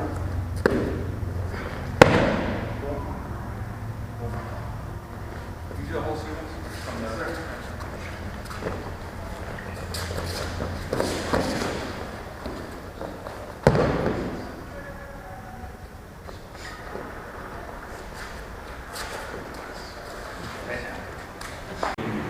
I'm going to go for, a power half that's kind of sloppy. But really all I'm doing is I'm going to kick over like that. Right. Okay? So. Okay, can you get a little elbow compression? I just want to see position of your legs. Catch through there, lift up, catch on my forearm. Okay? He's keeping his forearm bent down so I know I can catch this. So I'm going to put my foot up or catch on the inside, just depending on how I want to do it. Push that head down, loop over, okay? As soon as I get that, my hand's already right there on my thigh, and that's it. Push my thigh down that way like I'm trying to stomp on something. Twist my hips that way, okay? It's a nasty shoulder lock and scapular compression, okay? Good? Okay? Another fun thing we can do from there is the Adams rollover, okay? So I'm going to catch here, okay? Put my foot through there, okay? Catch through right there, and we just sit through, catching into a regular arm lock. So you can see that there's a whole bunch of fun stuff to do from there. Today we're focusing on the Adams. Well, because that's very easy. That's something that everybody can do no matter how bendy they are. Okay? So, for the Adams roll, okay, what I'm going to do is I'm going to put my knee in right here. Okay? I want to block that head initially. Okay? I'm going to post the hand. I'm going to scoot that arm so I can control the arm. Okay? Loop through and catch with my toes. Okay? He's walked back like he was doing with some motion, but here all I have to do is just roll back and point my toes that way. See how his head's right here on my lap? Push down, connect, classic arm bar. Okay? A lot of times you'll catch this off of a sprawl. I'll be here, okay, he's going off of this. He lets me come over at an angle, catch, knee in, toes in, flip him over, okay? Hey, there's some key stopping points. They're not stopping points, but anchor points that Derek's doing, guys. By the way, Neil Adams is the reason we call it the Adams roll, or the Adams sit back, or various ways of calling it, named after him. He did this with a lot of success. What he's doing is he's with that right knee, he's blocking. That's a key thing, that block. Okay, then he's hooking with his left arm on the arm. That's trapping. Okay. Now with this, I'm coming around here to film for YouTube, guys. Sorry to be in your way in the training session. Now with that left leg, we don't rarely kick the leg over, but we want to do it this time. So when he does that, he's going to swing that leg over and he's going to hook under. See how he hooks under there? That foot into the thigh. Now what's going to happen? He's just going to sit back to his right onto his hip, rolls the man back, in this case James, and see how he just pops him right belly up, kicks over into juji. It's a really slick move, and it's not a big fancy, rolling over turn. Guys get stuck in this and they don't realize they're on their back and going to get their arm stretched. Very effective. I use it a lot. It's tricky. It's very tricky. Very tricky too. One thing to remember though is we're not going straight back. I'm trying to roll on this hip, on the blocking knee's hip. Okay, if I try and go straight back, I'll catch my foot underneath me and I won't be able to finish. Okay, so catch, hook in. Now notice, I'm going to roll onto this hip. Right, see? I'm not going straight back. I'm on that hip right now. Okay, and that allows me to continue to roll him over. Now I'm on my butt.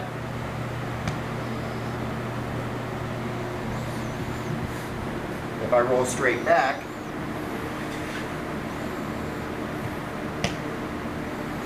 number one, it's going to be harder. And now I'm going to have to fight to get my leg out and fight to get his head down, okay? So try and roll on that hip, okay? If you're north-south like this, all we got to do is come slightly at an angle, okay? Bring that knee in. Doesn't matter if you're blocking the forearm or if you step all the way in here, okay? Post hook, reach over, point those toes on the inside and catch that thigh. Don't worry, you're not going to jack your ankle up, okay, because I'm using my hips, not necessarily that toe. That toe is just to make sure that he can't step out of it. Roll sideways, and over he goes. Push the head down, finish. All right? Everybody got it? If he's trying to squeeze your leg in and sit out or drive through, still Doesn't matter. If he sits out, he's just doing all the work for me. So, I've got this. Go ahead and grab on my leg. Okay, so boom. If he tries to sit out now, oh hey, thank you. Okay, so. And by the way, that is a common thing when they grab that inside of that leg. You're right. I mean, it makes sense, doesn't it, to grab inside that leg? Yeah, if you're the bottom guy. Any other questions? That's a good situation. All right, let's try it. Okay, we just call that the kind of the Adams roll into Jujigatami. Okay, still a bent arm lock. Mechanics are just a little bit different. In Sambo, you can't triangle choke somebody. So you need a good backup move if you're stuck on the bottom and your arm lock isn't working, your straight arm lock, your Jujigatami. I like doing the bent arm lock from here because what makes one work doesn't make the other one work. So if my straight arm lock isn't working because of his position, I can generally get the bent arm lock from here, okay? Make sense? All right, so. All right, so what I'm gonna do basically is I just need to get a little bit of wrist control. That's it, okay? Now, generally if he's broken down like this, I'm gonna go after the arm lock, all right? Because I have to rotate this way to get the arm lock, I have to rotate that way to get the bent arm lock, and this elbow is gonna block my hip, okay? So trying to go here, he knows what's up, he's gonna keep blocking that hip, I'm never gonna pull it off, right? So I'm like, fine, if you wanna be down here, I'm going after the arm lock, okay? Now, if he's up higher and he's not blocking that far hip, I'm gonna pop through. Because generally speaking, if he's up high and I go after the arm lock, he's gonna pull his arm out. Okay? So up high, triangles, generally speaking, and shoulder locks. Down low, probably a guillotine or an arm lock. But we can't do chokes in this, so we're not gonna. All right, so he's up a little bit higher. What I'm gonna do is get some nice, wrist control. I'm not really or pulling it anywhere. I'm just getting control of it. It's kind of a subtle move, actually, isn't it? Yeah. You sucker him into it. Yeah. Yeah. Okay, I spin to the side and hook and push. All right, notice how my hand stays in the same spot. Okay, a lot of people will pull it over this way. Just keep his hand right there on your hip and then keep turning, all right? As you push your foot down on the mat, he goes down on the mat. I keep this here, I spin, try and put my foot down on the mat and keep spinning, okay? My hand stayed right where it was. I just used my foot going down on the mat and rotating my head this way to push him down on the mat, okay? As soon as I get that, I let go, grab the hip. All right, at this point, it's gonna be very difficult for him to fish his arm out. See? I don't have to triangle my legs, do anything funky. He's gonna have a hard enough time trying to get his arm out just there, okay? What I'm more worried about is him flipping out, because if I stay here, he can go ahead and flip out. Okay, go ahead and kick all the way over. There you go, okay? He's out. So I wanna grab a hold of that hip. It'll be up a little bit. Okay, boom. Now he's gonna have trouble going anywhere, okay? Some people will grab the belt.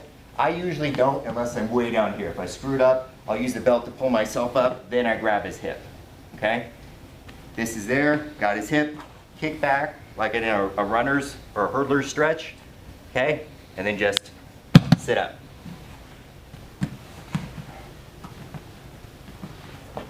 All right, one more time, okay? So kick out, foot down, okay? Now we're north-south, grab the hip, sit up and kick back in the hurdler stretch, okay? Notice this knee is putting all the weight on his shoulder, okay?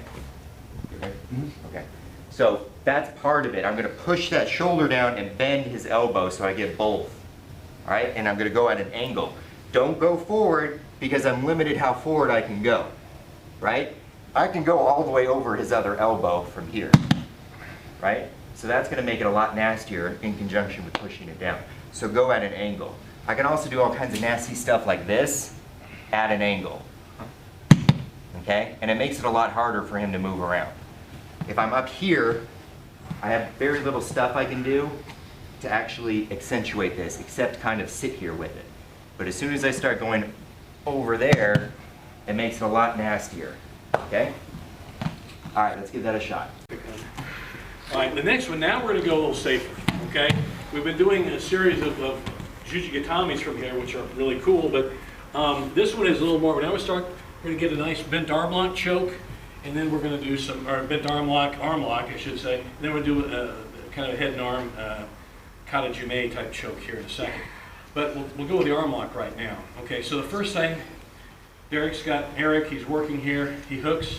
What he's working on now, he's going to slide his arm around here and hook the neck, okay? And so he's pushing off here, whatever. He wants to trap where he can grab this right hand is also going to grab his wrist.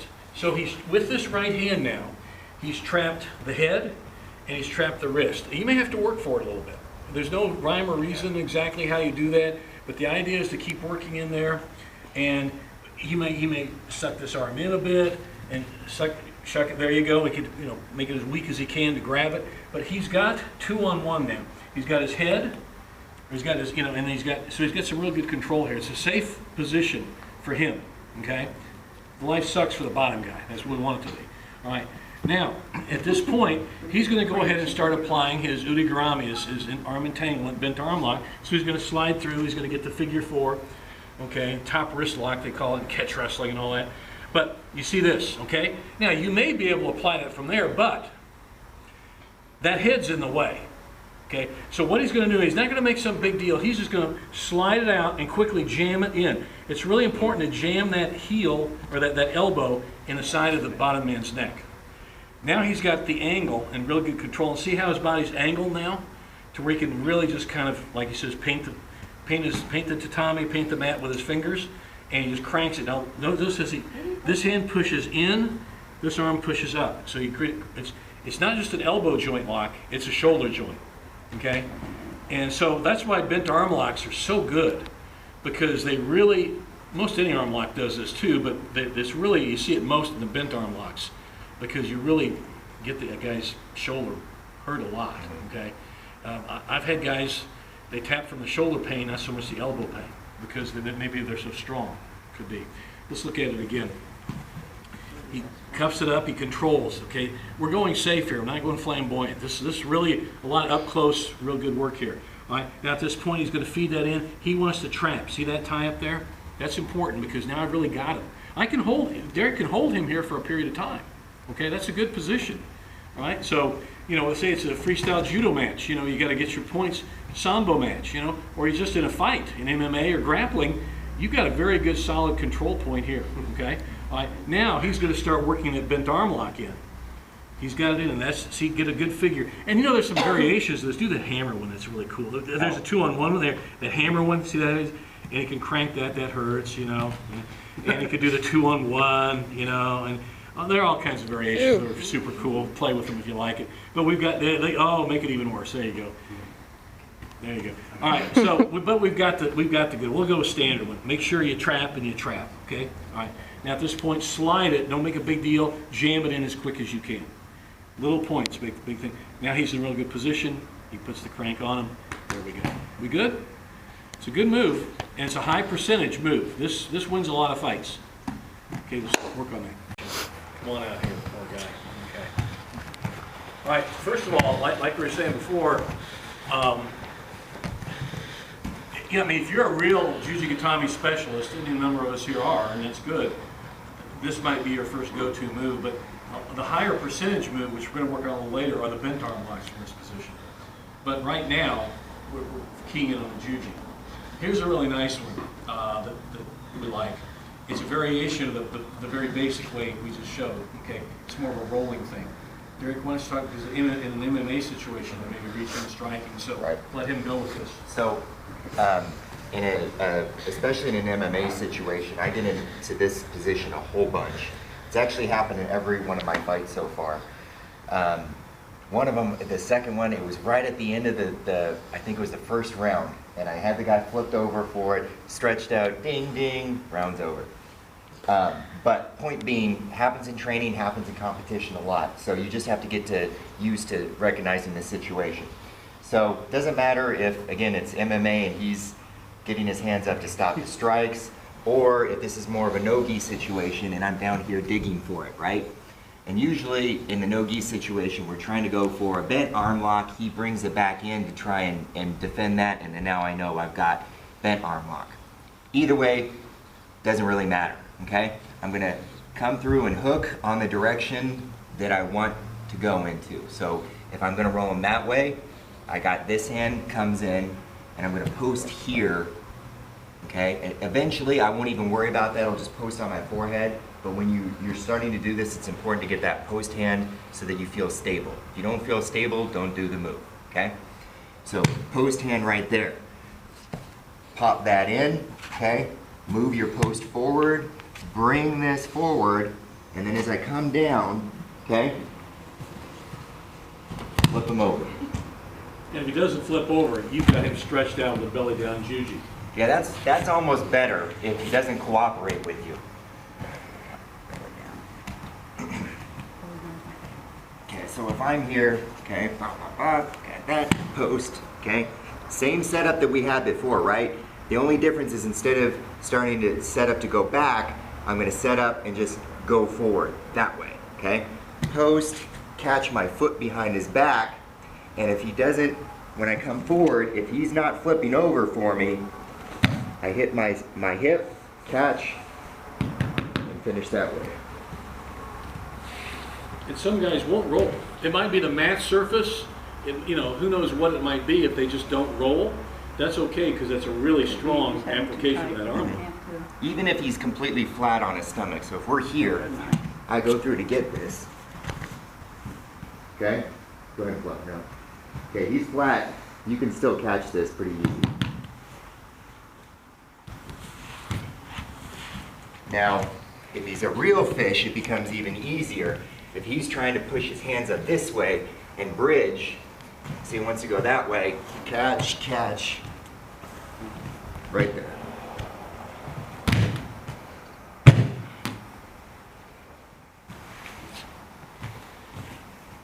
Let's look at some body mechanics too. And you guys who are Ronda Rousey fans, and I hope you all are. when he turns, Julie, aim your head, because we're going to key in on Derek's instep on the back of Eric's head. Right. Yeah, come on over here so you can.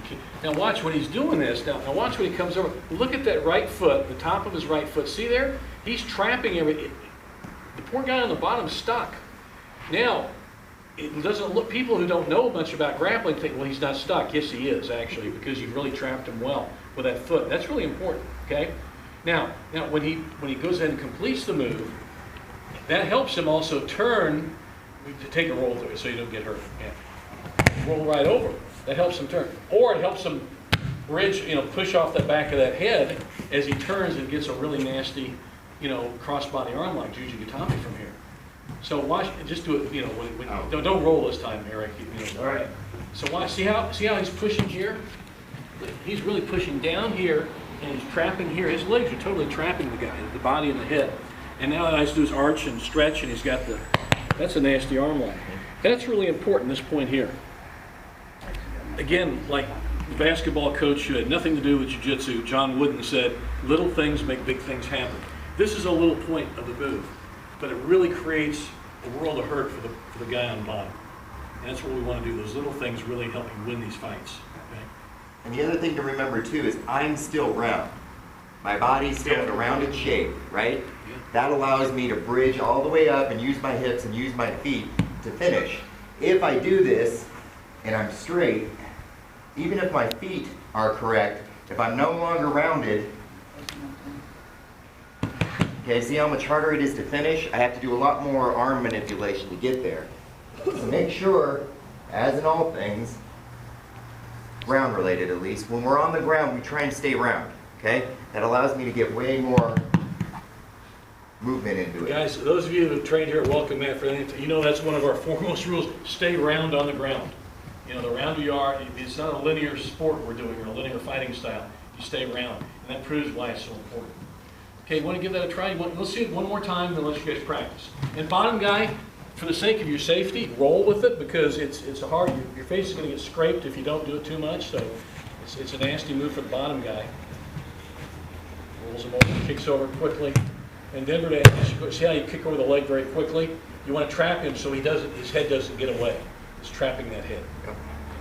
It's another single counter, but this time we're going to attack his arm, okay? So again, he's got, let's use this one. He's got the single, he's got his head in, okay? Now it gets even better if he squeezes his knees like most wrestlers do. They want to control that ankle so that I can't get it on one side, and then he's just going to try and dump me down onto the ground with the single. Go ahead and dump me down. Okay, so that's basically what he wants to do. Now, I can hop around until I push his head out, but there's a couple other real fun things that I can do instead. Okay, so if I've got this, what I'm going to do is I'm going to come through here and loop through his armpit, basically. Okay, so once I get that hook, I just reach down and grab his forearm. Then I kick back. Okay, if he holds on still, I sit up, okay? His head goes that way, my knee keeps his hips down, and I bring this up behind his head. Okay? So he's got this, loop through, grab his forearm, and lace up, okay? Kick back, all right? He's holding onto my leg still, so all I have to do is kick down and pop his arm this way. Okay? Put my other knee up, see how his head's stuck upwards? And then I just bring this back. Now this knee keeps him from turning that way to get out of it. Okay, see? He can try and get through, but he has to swim through my leg first. And if he does that, we come right back into a straight arm lock. Each of that again. Now notice watch how he does what the wrestlers call, what is it, a double wrist lock, or Double wrist lock, or a rolling Kimura, or bent arm lock. Udigarami is what it is. Arm entanglement, and it really is, arm entanglement's the original name to the move, and you are entangling his arm up, and that's a good description actually. So, but he does that as a setup as he starts the roll. He wants to set that up and gain control. okay. So he's got that. I hook through here, right? Grab his forearm and grab my wrist. Okay. Then I just roll and kick. Okay. He's kept a hold of my leg because he thinks he still has this. So I drag this down, put his arm on the ground, and then kick my other foot up and put it on his belt line. Okay, knee on the belt line. That'll keep him from being able to get up. And then you just drag his elbow back. Now, you want to see the straight arm. Right. Okay. Be back down for me. Okay, so I've got this. Now, he can't turn over because my knee's keeping him. So he has to swim his arm up and start turning over. I turn with him, post my head, hook his head, and roll him back. Both knees up, okay? Classic arm lock stance, okay? Old school arm lock. Shin in his ribs, foot over his face, tucking him in tight. Sit up, collect the arm, come back. So now we'll do it a little bit quicker. Okay, he goes in for the single.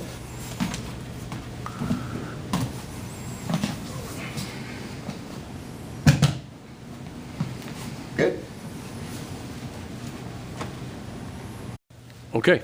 Okay, so we're going to kind of go over if somebody's being super defensive and just basically waiting there. The whole idea that if you know, if you don't beat me, then, or what is it? If you don't submit me, you know, you don't beat me. So he's thinking straight arm lock and choke with this defense, and it's very good for that. But one thing that he's giving me is this elbow. By protecting both the straight arm lock and the lapels for the choke, he has to bend that elbow, and that makes it perfect for a bent arm lock. Now, we're not going to attack him crossbody bent arm lock because he's probably going to know that's coming and he'll adapt to it. What we're going to do is we're going to do a north-south bent arm lock, which catches him every time. So he's thinking I'm coming in for either mount or a back grab. So he's going to lay here on his hip. He's going to pop that knee up so that I can't, you know, come over, step over and get the mount. You know, he's going to make it real difficult so I can't pull him up and get my hooks in. So I'm just going to let him think that. I'm just cradling him here. I've got one knee on his hip and I've got the other knee right behind his shoulder next to the ground. This allows me to keep him from flattening out and basically scooting away. As soon as I get that, I come over here and I kind of grab this shoulder to hug him in tight. And as soon as I get that, just hand right through there. It doesn't matter how tightly he tries to grab and keep that elbow down, my hand will eventually pop through, okay? As soon as I get that, I just come up and grab that bicep, okay? Now he's done. Because all I need to do is drop this knee here and bring that knee over the front of his head. Grab his wrist, grab my wrist, okay, with your whole body, okay? Notice how his elbow is as close to my chest as I can get it. I lean over him a little bit so that now I can use the full force of my legs and my back and bring that back, okay? So one more time from the get-go. You know, I'm coming in here trying to, nope, not getting that. Nope, not let me have that. All right, so knee and hip. Knee behind his shoulder, okay? Hug his head. Slip that hand through, grab the bicep, drop the knee behind his back, step over his head and bring my knee down. This hand goes right in on his wrist. The other hand grabs my wrist, lean down over him, straighten up, bring it back. Okay, that's basically a north-south bent arm lock, Udigarami, Kimura, however the heck you want to put it. If somebody's being super defensive against a straight arm lock and a choke, he's giving you that elbow. So whenever you see that elbow now, you should be thinking bent arm lock. Okay, the key is just getting it in a position where you can exploit it. Do that again, Derek, if you could, and show how you, when you slide that right arm through, that's a great anchor that stops them and controls them. And you know, once you've got that, you've kind of got your move. You've pretty much got it there. So, okay, so from here, just flat hand. Okay, notice he's nice and bent there. All I can do with it from up here, just literally just dig down through and pop it through. and in a like an MMA or a no-gi situation, he's sweaty. Oh, yeah. So it'll help it get your hand in there a lot tighter Super than easy in a to gi do in situation, a no-gi right? sort of situation. So if you can do it here with a jacket on, you can certainly do it in a no-gi situation as well. It's even easier. Now in a no-gi situation, usually what I'll do is until I'm ready to cup here, I'm going to grab that wrist and basically wrist ride him. Yeah, wrist right him there. Yeah, Right, makes because sense. From here, if he feels that coming, he can try and explode back onto his back. Okay, there he goes. And as soon as he's there, I just roll him back up because I've got that wrist ride. Okay, or worst case scenario, if he does flop down, I've got that wrist. I can Yep. flatten him out and ride him this way. You've got a north-south, you can go and then work from there too. Right, Yeah. right. And then it's just a matter of bringing my arm over, stepping up over his head, squeezing my knees together, and now I let go of the wrist ride, grab my own wrist, grab his wrist. And your left hand is grabbing his wrist, and that really, and you pull that elbow to your chest, your torso, and you straighten up. So the weight of your body pulls him up. Right, right. Now, this is very different from this. My back's straight, and now I'm just trying to use my hands to pop that grip. And I might get it, but it's definitely, you would call it a strength move from that point. This way I'm using the mechanics of my whole body to get that arm up. It pulls that up. Much easier, much easier. Okay, so it's a nice setup, the near side bent arm lock, really from a very defensive, tucked in position. They got a lot, I assume, really. Great, okay, thanks a lot. Okay. We're working on the, actually the Allen roll or the Allen switch, and Mike is doing basically a wrestler's ride, and Derek's on the bottom, and you can see how Derek is down on elbows and knees, and Mike has his right arm around him. I picked this up off Morris Allen back in 1976, the world Sambo champion. It's a very sneaky move. What Derek's going to do is grab his right hand on the elbow, or right up, hook it nice and tight. Now, everybody expects a roll or some kind of a stand-up or something like that. Okay, we expect a Peterson roll. What Derek's going to do is he's going to hook, he's going to spin in and under, and he comes through with a nice armpit lock. And it's really puts a lot of stress on the shoulder, but also the elbow. So you can see he grabs the elbow, he dips under, and he sits through, and he finishes out like that. So that's what the Allen switch is, or the Allen roll, the Allen turn, like this, and that's it. And it's a sneaky move. The guy might ride you, so ride him a little harder, Mike, and keep it around. And it might take one or two shots. You might fake out with something else, but often you really kind of spin and catch it. You notice how he kind of had to sit out with his rear end a little bit, shoot his butt out a little bit, give himself some space to turn. Okay. So one more time, then we'll let you guys drill on it. It's not a hard move, but technically it's a very astute move. It's a very, very skillful move. There you go. So that's a variation of the Morris Allen roll, I guess. So to the armpit lock, straight arm armpit lock, Wakigatami. Okay, great. We're working on a reaction. If the bottom grappler shoots in for a judo switch or a tackle, the top grappler quickly sits through and practicing. He could finish with a Wakigatami there. And we're just doing right side, left side drills. And just a reaction drill. Boom.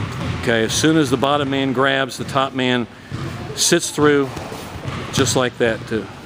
We're not really necessarily finishing with the arm lock every time because we don't want to have an injury in practice, but we could. Every so often we may finish with an arm lock just to make sure that we've got it correct. But the important thing is the reaction. As soon as the top grappler is touched by the bottom grappler, he sits out quickly. That sit out is important to counter just like that. That was a very good example of it. That's a sit out for a Wakigatami as soon as the bottom man attacks with his sinking his leg in. In this case, you might try a judo switch. Okay. Vladdy, he wants you to No, comment. Derek did push up. All right. He wants to commentate. Oh, okay. Just walk me through it. Yes. All right, so you can hook with your left leg or right leg. Neither one is wrong. So once you're here, reach over the far armpit. So the right leg is trapping his right arm. Is that correct? Okay, there we go. And Nice. then, once Derek rolls over his shoulder and kicks that leg up, it will take his partner over. Crucial point, this lock here, because although you're attacking elbow, you have to separate the shoulder griddle, okay? Then Derek trying his legs, put his support leg hipped up, super important, and fan his knee out. So his left foot is posted on the mat Yes. for base, For the base, and then the right leg, elevated, and right knee does. it forms a triangle. And what is the phrase you used for that, Vlad? The fan, right, fanning out, like a fan. like a fan, fanning out. And there's also choke attacks for judo or jiu-jitsu, right there.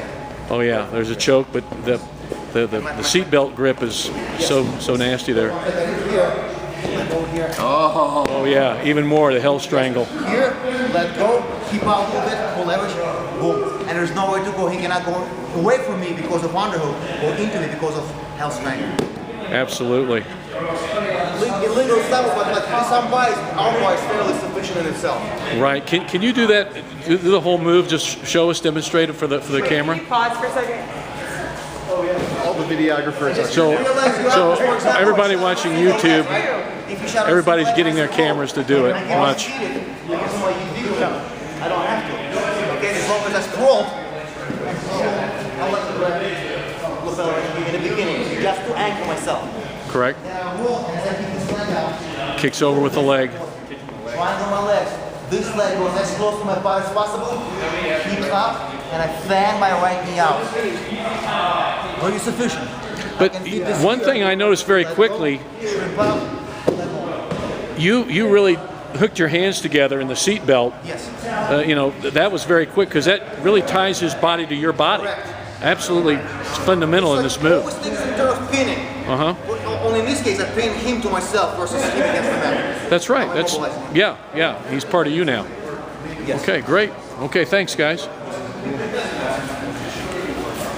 What is the name of that? What is your? Do you have a nomenclature Fanning for that? armbar. Fanning armbar. Because I'm fanning leg out. Excellent. Thank you so much. Sometimes it's a Turk armbar because like in Turk and freestyle wrestling. Right, like a Turk. You Okay. Turk the arm. Excellent. It's a Turk armbar. Thank you so much. This is going to be from a leg press position. You can't get the arm free, and we're going to go immediately into kind of a straddle pin, uki-gatame, into a mount situation, vertical hold, and going into a nice bent arm lock on the near side. But we're never going to let go of the near arm. Okay, so want to show that, Derek? And here we go. Okay. So I like this position a lot. Steve showed it to me pretty early. I think I was like a yellow belt when he showed this to me the first time. I love going from straight arm locks to bent arm locks because you can waffle back and forth, and it usually confuses guys pretty well. The other thing I like about it is we're never giving up control. Okay, we're just switching our position a little bit and actually gaining a little bit more control. So we're just going to kind of flow through it here.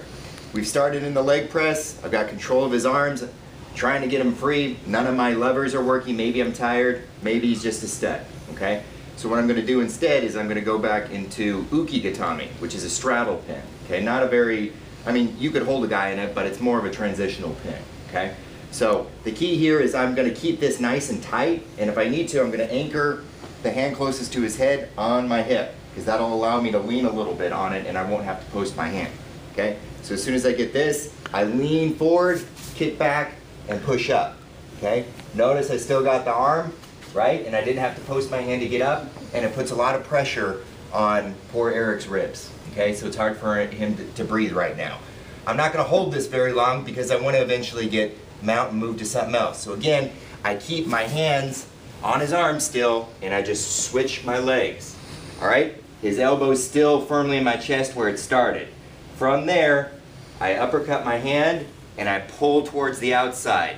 As soon as I get that, I just roll that hand over, get his wrist, get my other wrist, put my elbow on the ground, and then paint his arm on the mat. Okay? Guys, real point, did you see how he put his elbow right in the kind of the crook of Eric's neck, his left elbow? And that's a good fulcrum right there. So if we were doing it from this side, I'm right here, okay? I pull the arm out towards the outside, okay? That gets my hand in the perfect position for when I grab that, to grab my other wrist, okay? It's the least amount of effort to get that figure 4 grip. Put your elbow down right next to his ear. Don't be out here because he'll just straighten his arm and get out of the move, okay? So if I've already got control of his shoulders with my knees, I just want to put this down here and make sure that I stay in this chicken wing, okay? And then from there, it's just paint his knuckles on the floor, and that's it. You could double up now. Now, Also, watch what he does with his legs as he's starting to come around. He doesn't let that leg stick out just right here. He wraps it right. around. Otherwise, you're going to be in an awkward position. You're not going to be able to transit Mm-hmm. to the next part. So you keep your feet in, just like Sandy was saying, okay? Grab the anchor hip if I need it. Lean forward, kick back, and push, okay? As soon as I get that, I roll my knee back and tuck it in, okay? See, he's also trapping his head with his right knee. He's trapping the guy. His whole body is really now secure and controlled. Now, feet are in, knees are in, he's stuck, okay? Still have the elbow real nice and tight. Pull out, wrist, elbow on the ear, and pain on the mat. Okay? Nice and tight. Go slowly. It might take a little getting used to lean forward and kick back. Okay? The more difficult it is to kick back, just lean forward more. Okay? It'll work. Don't put your leg on here. Let that leg ramp. Can you do it one more time just to run it? So guys, watch this. How and again, he said slowly, but be efficient. You know, you don't have to do this real fast. He's stuck on his back. You're winning. Okay, so you know you're in a good position, and use that position. Keep working to a better position. That's what he's doing here. Right. And if worst case scenario, just grab his belt or his leg. Okay. Kick back. That gives you a little pull up there, and it's a good idea. And I'm still not posting my hand anywhere, okay? But I still have to come back here and scoop, okay? Pull him over this way, wrist, elbow down on the ear, paint. Okay? So leg press, okay? to straddle hold, to mount, to bent arm lock. Okay? Good? Again, be efficient. You've got it. Okay, let's give that a try. Okay, there we go.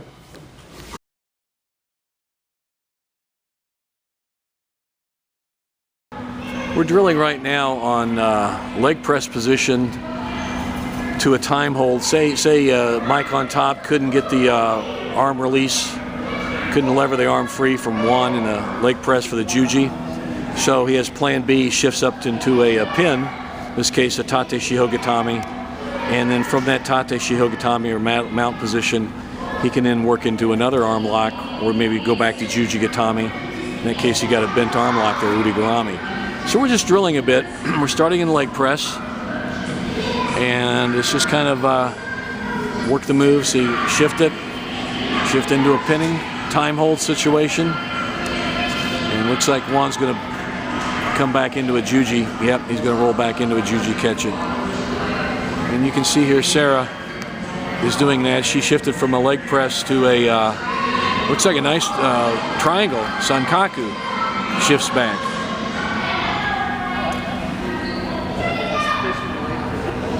And we're just shifting over into, from a leg press to a juji, all the while trying to keep control and roll back. And it's kind of a free-form drill with the guys, and they're just starting out with a basic premise of controlling with the juji and then working into a pinning situation to hold them for time, keep them there as long as necessary, and then work into another submission. So it's leg press, you can't get the arm levered free, shift into a pin, hold them there, control them, then work into a submission. Could be a choke, could be an arm lock. We're training right now for judo, so we're not using leg locks. You can hear the kids' class in the background. We need earmuffs when we practice on the mat, I guess, but that's the drill we're doing right now. Let's work on one that you don't see in judo, And you don't see a lot of submission guard, but this is a good Sambo hold. This is good old-fashioned, you know, Sambo. It's between the legs, chest to chest hold. Okay. Some will call it the Saturday night special, but I choose not to. I choose to take the high road, so you call it what you wish. All right. Basically, Derek is in between the legs and the guard here. Okay. And in Sambo, this is fine. Remember, in Sambo, we can hold any way we want. As long as there's a torso-to-torso contact, either front or back, so we're holding. In this case, it's pretty basic stuff. Just get down really low and hold on to the guy, okay? And there you go, all right? Now, you can hold different ways. You can grab the bottom of the, or underneath, like that, or grab his collar. If you pull a collar in, that keeps sucking him in tighter to you, okay? That's the basic way I learned it, all right? And that's just the hold right there. And as a Sambo referee, I'll put my hand out, start time for 20 seconds if he holds them there. Now, what this is used for, here's a classic example of, in Sambo, why we use it just for a time hold to get the submission, okay? Because that's his purpose here, is to park him there until you can get a submission. And most likely, he'll be working his way back up to get kind of a rolling, or a straight knee bar from there. So when he starts doing that, Derek, why don't you take it from there, because that's where we're going to go with this. Okay.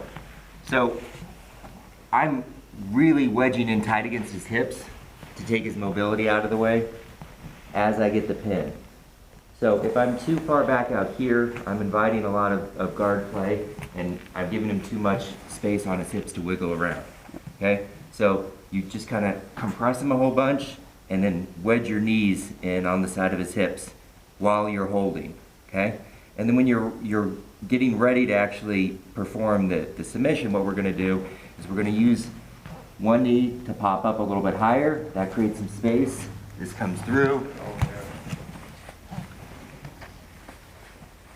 Now, that's, basically what he's doing. Now, watch when he comes up, he's putting one shin right in his opponent's crotch, right? Steve's crotch. This is not pleasant for the bottom man. See how he pops up? And now he's going to put one shin up in that right there, okay? Now he's going, basically if you don't do the over, you can, from here you might do underhook, you can do straight knee bar. See that? And you roll back into the straight knee bar from there as well. But you want to pop up where you're no longer on your knees if you're Derek, if you're the guy holding. Okay, so you want to be able to pop, see how he's up now? Now he's kind of semi-squatting. Now that allows him, by being on his feet and toes, to jam that knee in there, and there is his avenue for getting the knee bar. Okay? You can also fade back and get an ankle lock, a lot of other stuff. This is a very common hold in Sambo, and it's a good way to pick up good points, and just ride him until you get fade back, and there's a heel hook, go even better. Okay, there you can go, all kind of cool stuff. But you see what you can do. That's the primary purpose. And again, going back to the concept of holding in Sambo is to accrue points. You don't win a match by holding him down like you would in judo for holding, osaikomi. And in freestyle judo, we have the same philosophy. It's the idea to hold them down and then get the submission. So here's a classic case where I'm holding you for time, get my points. Now, I don't necessarily want to make you give up from the pressure of the hold. I just want to park you there till I make you quit.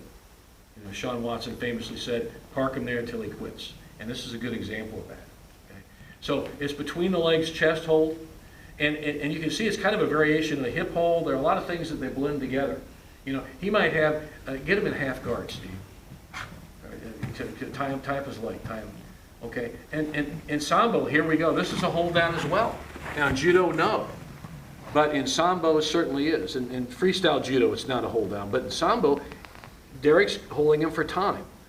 It's kind of a passive way, in judo it's kind of a passive escape, which means it's still an escape, but he's still holding him there. And now he can start, go to belly on knee or whatever he wants to do to get something in there, to get something, whatever it may be, come across, and see, there we go.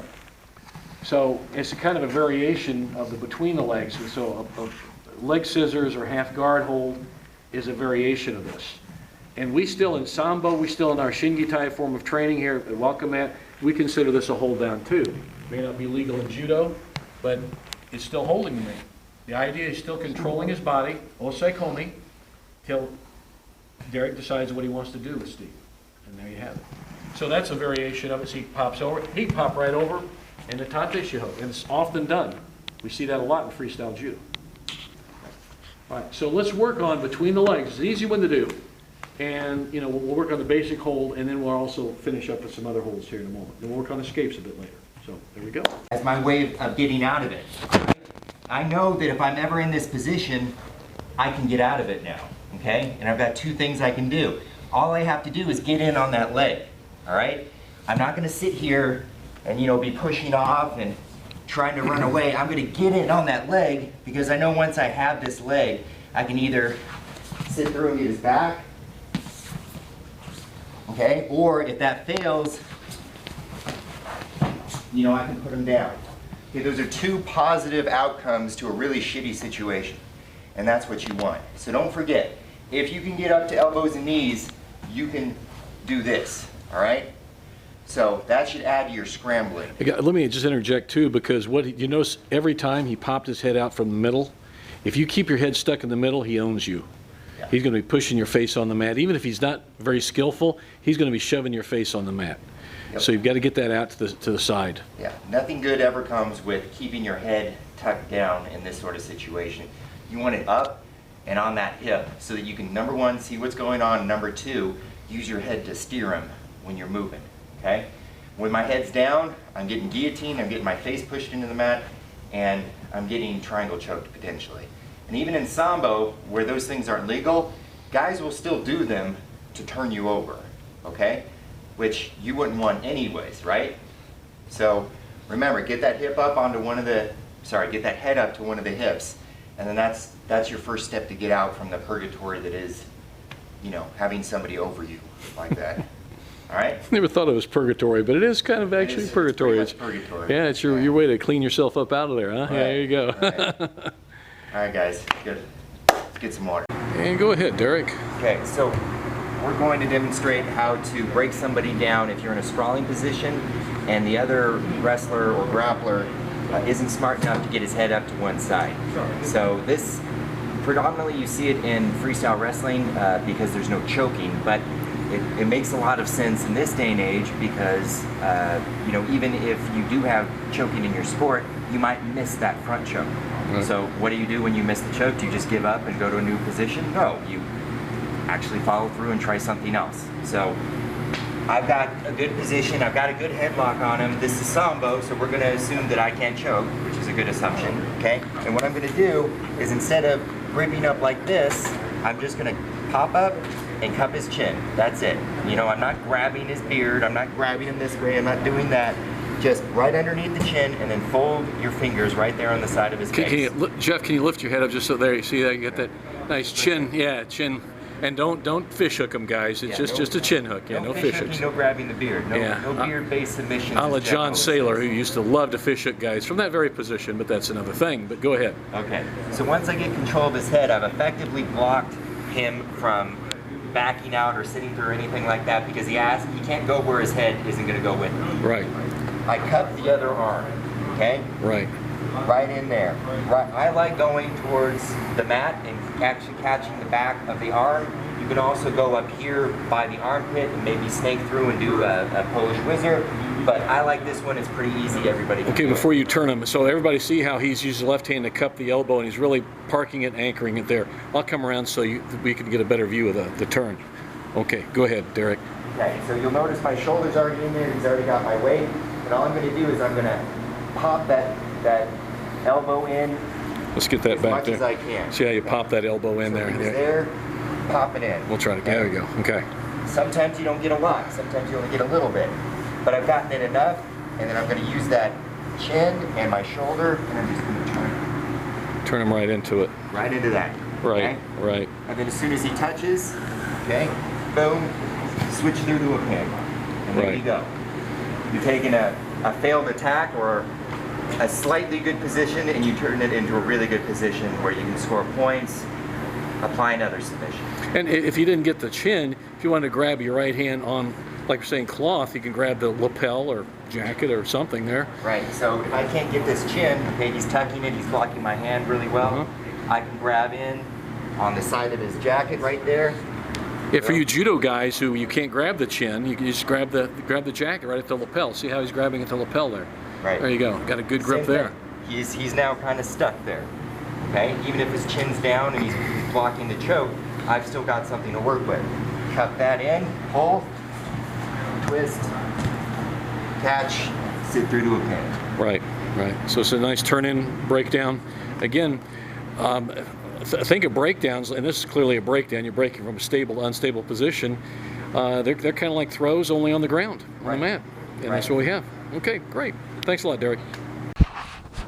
We're gonna drive our knee on the inside, right? We're looking for wrist control here. Let's say, like we were talking before, jacket is too tight, can't get the belt. Wrist control. From here, I want to get a Nelson. I may not be able to get it right away if he's too tight, but I'm going to use this leg, little hip switch to clear it open. Get this. Yeah. Now, what's real important is that my knee stays in front of his knee. This knee stays in front of his knee. This is going to block his movement. So I'm going to swing him towards this foot. All right, if my knee's not here and he keeps a tight turtle and I just swing him, he's going to stay in turtle. So I want to have my knee in there, swing him, flatten him out. It's going to be a chest compression or a pin. There's the compression as I'm cinching up as I roll forward. You can also go right to your pin and finish. One more time. If he's got a tight turtle, just do like you were saying before, a little lift, drive your knee in. Look for your wrist control, pin it to his body. Look for your Nelson. I'm gonna swing him towards my foot over here, so I flatten him out. My hips go low to the ground. I'm looking for his floating ribs. My pressure, if I'm too high, there's no pressure. If I'm too low, it's not gonna hurt him. When you're right on the floating ribs, my hips are low. And slowly, see, hold that wrist towards his torso. If you want to pin him, make sure that your whole body goes, boom, right here. Or you can do both at the same time. Keep that cinched, roll him to his back. So one more time. Boom. Wrist control. To his chest. Clear. Get your Nelson. Swing over here. Flatten out. You're already tapping. Rolling. He's tapping. I'm going to loosen it though. Get your pin. Clear? Go. So, what I'm going to do is put the back of my thigh over his head. Boom. Like this. I'll do it slow first. I'm going to sit. This leg has to be real close to him when I sit.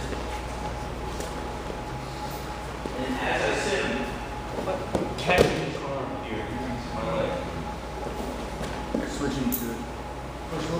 Don't catch my arm so they know what's going to happen. Oh, yeah, sure. If you don't catch your arm, your chances of getting the pin are here. Boom. It's wasting energy and no support. Right. So, and where people mess up catching the arm a lot is, I'm going to do it slow. When you sit, this leg has to come in and catch. If you leave that leg out here, he's going to bust a little. Switch it around. Yeah, he may end up on top of you. So, we're here.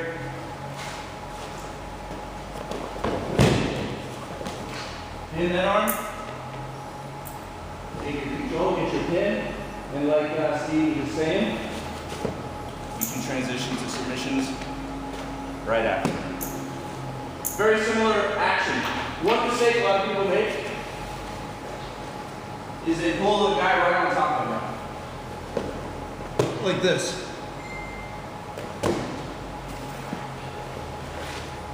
A little bit of an angle. So I'm here, pulling to my side. And I'm sitting to my side. So I can hook this. Steve. Clear? Good. Go. So what we're going to do is do double Clyde calls it the straight jacket. It's basically like a full Nelson with the jacket. Break them down here. You're really pulling this tight, locking in those shoulders. What I'm going to do is I'm going to step over. I'll do it slow first. I'm going to hop over like I'm taking back mount. And just my knee goes in. And I look for this hook with my foot. Swing over there. Get the pin here. Almost like reverse engage. Right front and back. Break that down, get that nice and tight. My right knee is going to go under, my foot is going to hook his leg. And then you kind of kick him like a helicopter and start scoring the pin here. If you drive your shoulder forward, it becomes a neck crank, like a can opener. One more time, slow.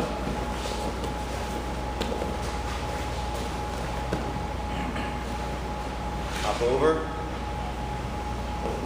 Get your hook. Spin them that way.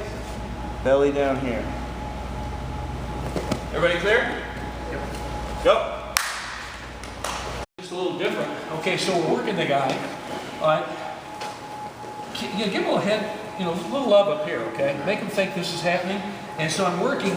Now, as I do that, I with my other hand, I grab here and I pop it through. I grab the lapel, pop it through. Now, feed that into this hand here. See, I've trapped this side, trapped this left shoulder here.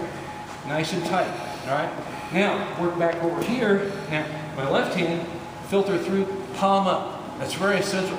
This, I know, wrestling, a lot of people like this, but if you're palm up, you have more control of his head, okay?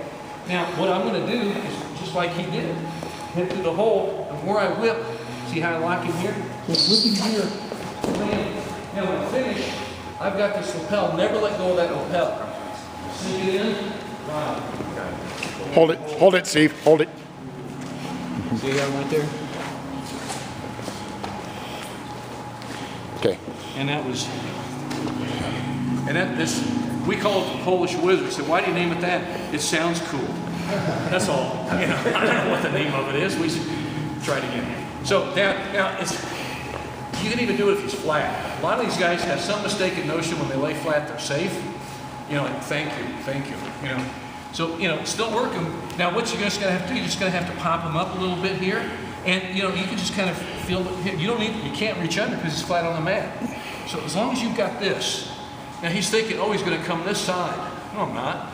So lock here, now just working through. See, now he's really stuck. Right?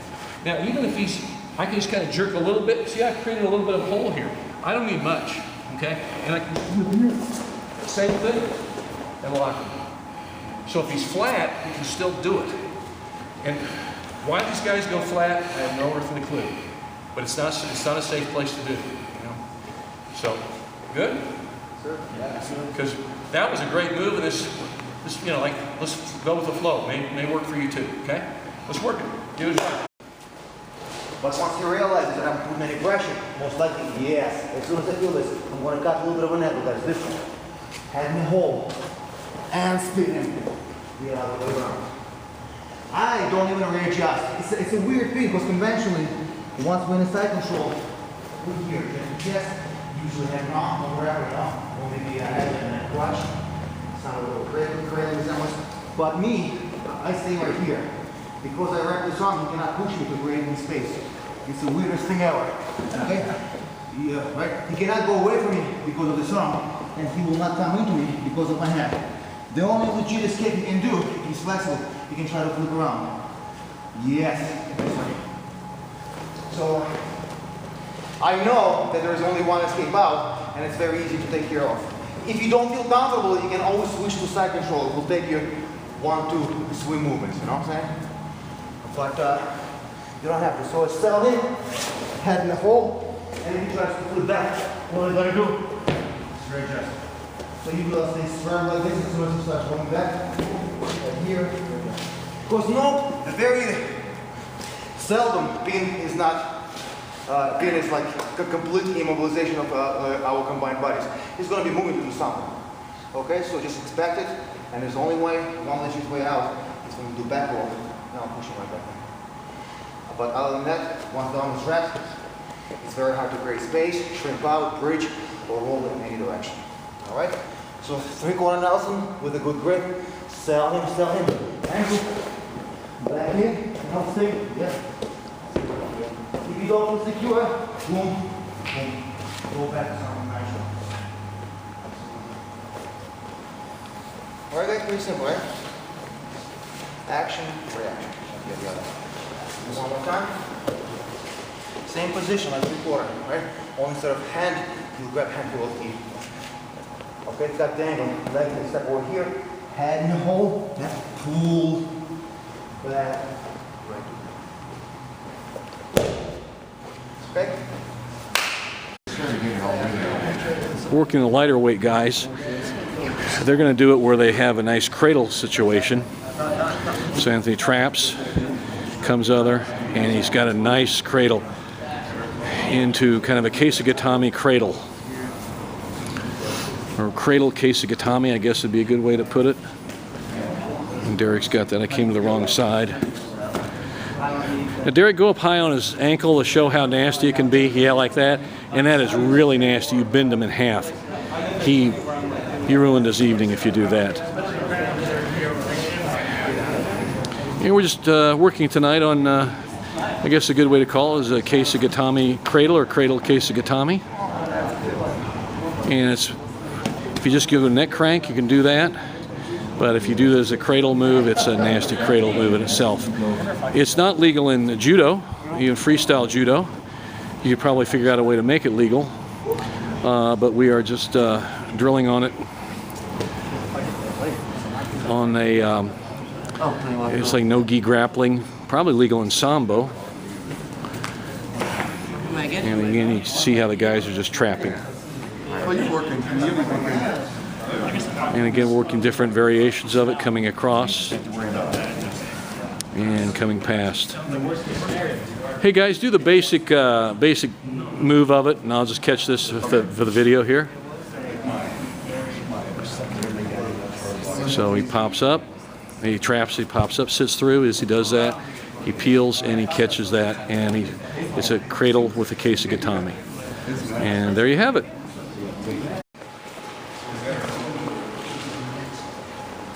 This time, I'm going to go the other way. So I'm going to scorpion this way. Scorpion my leg back. I'm keeping the pressure here, but I'm going to go here. And if you come up well, you can get a shoulder lock right up there.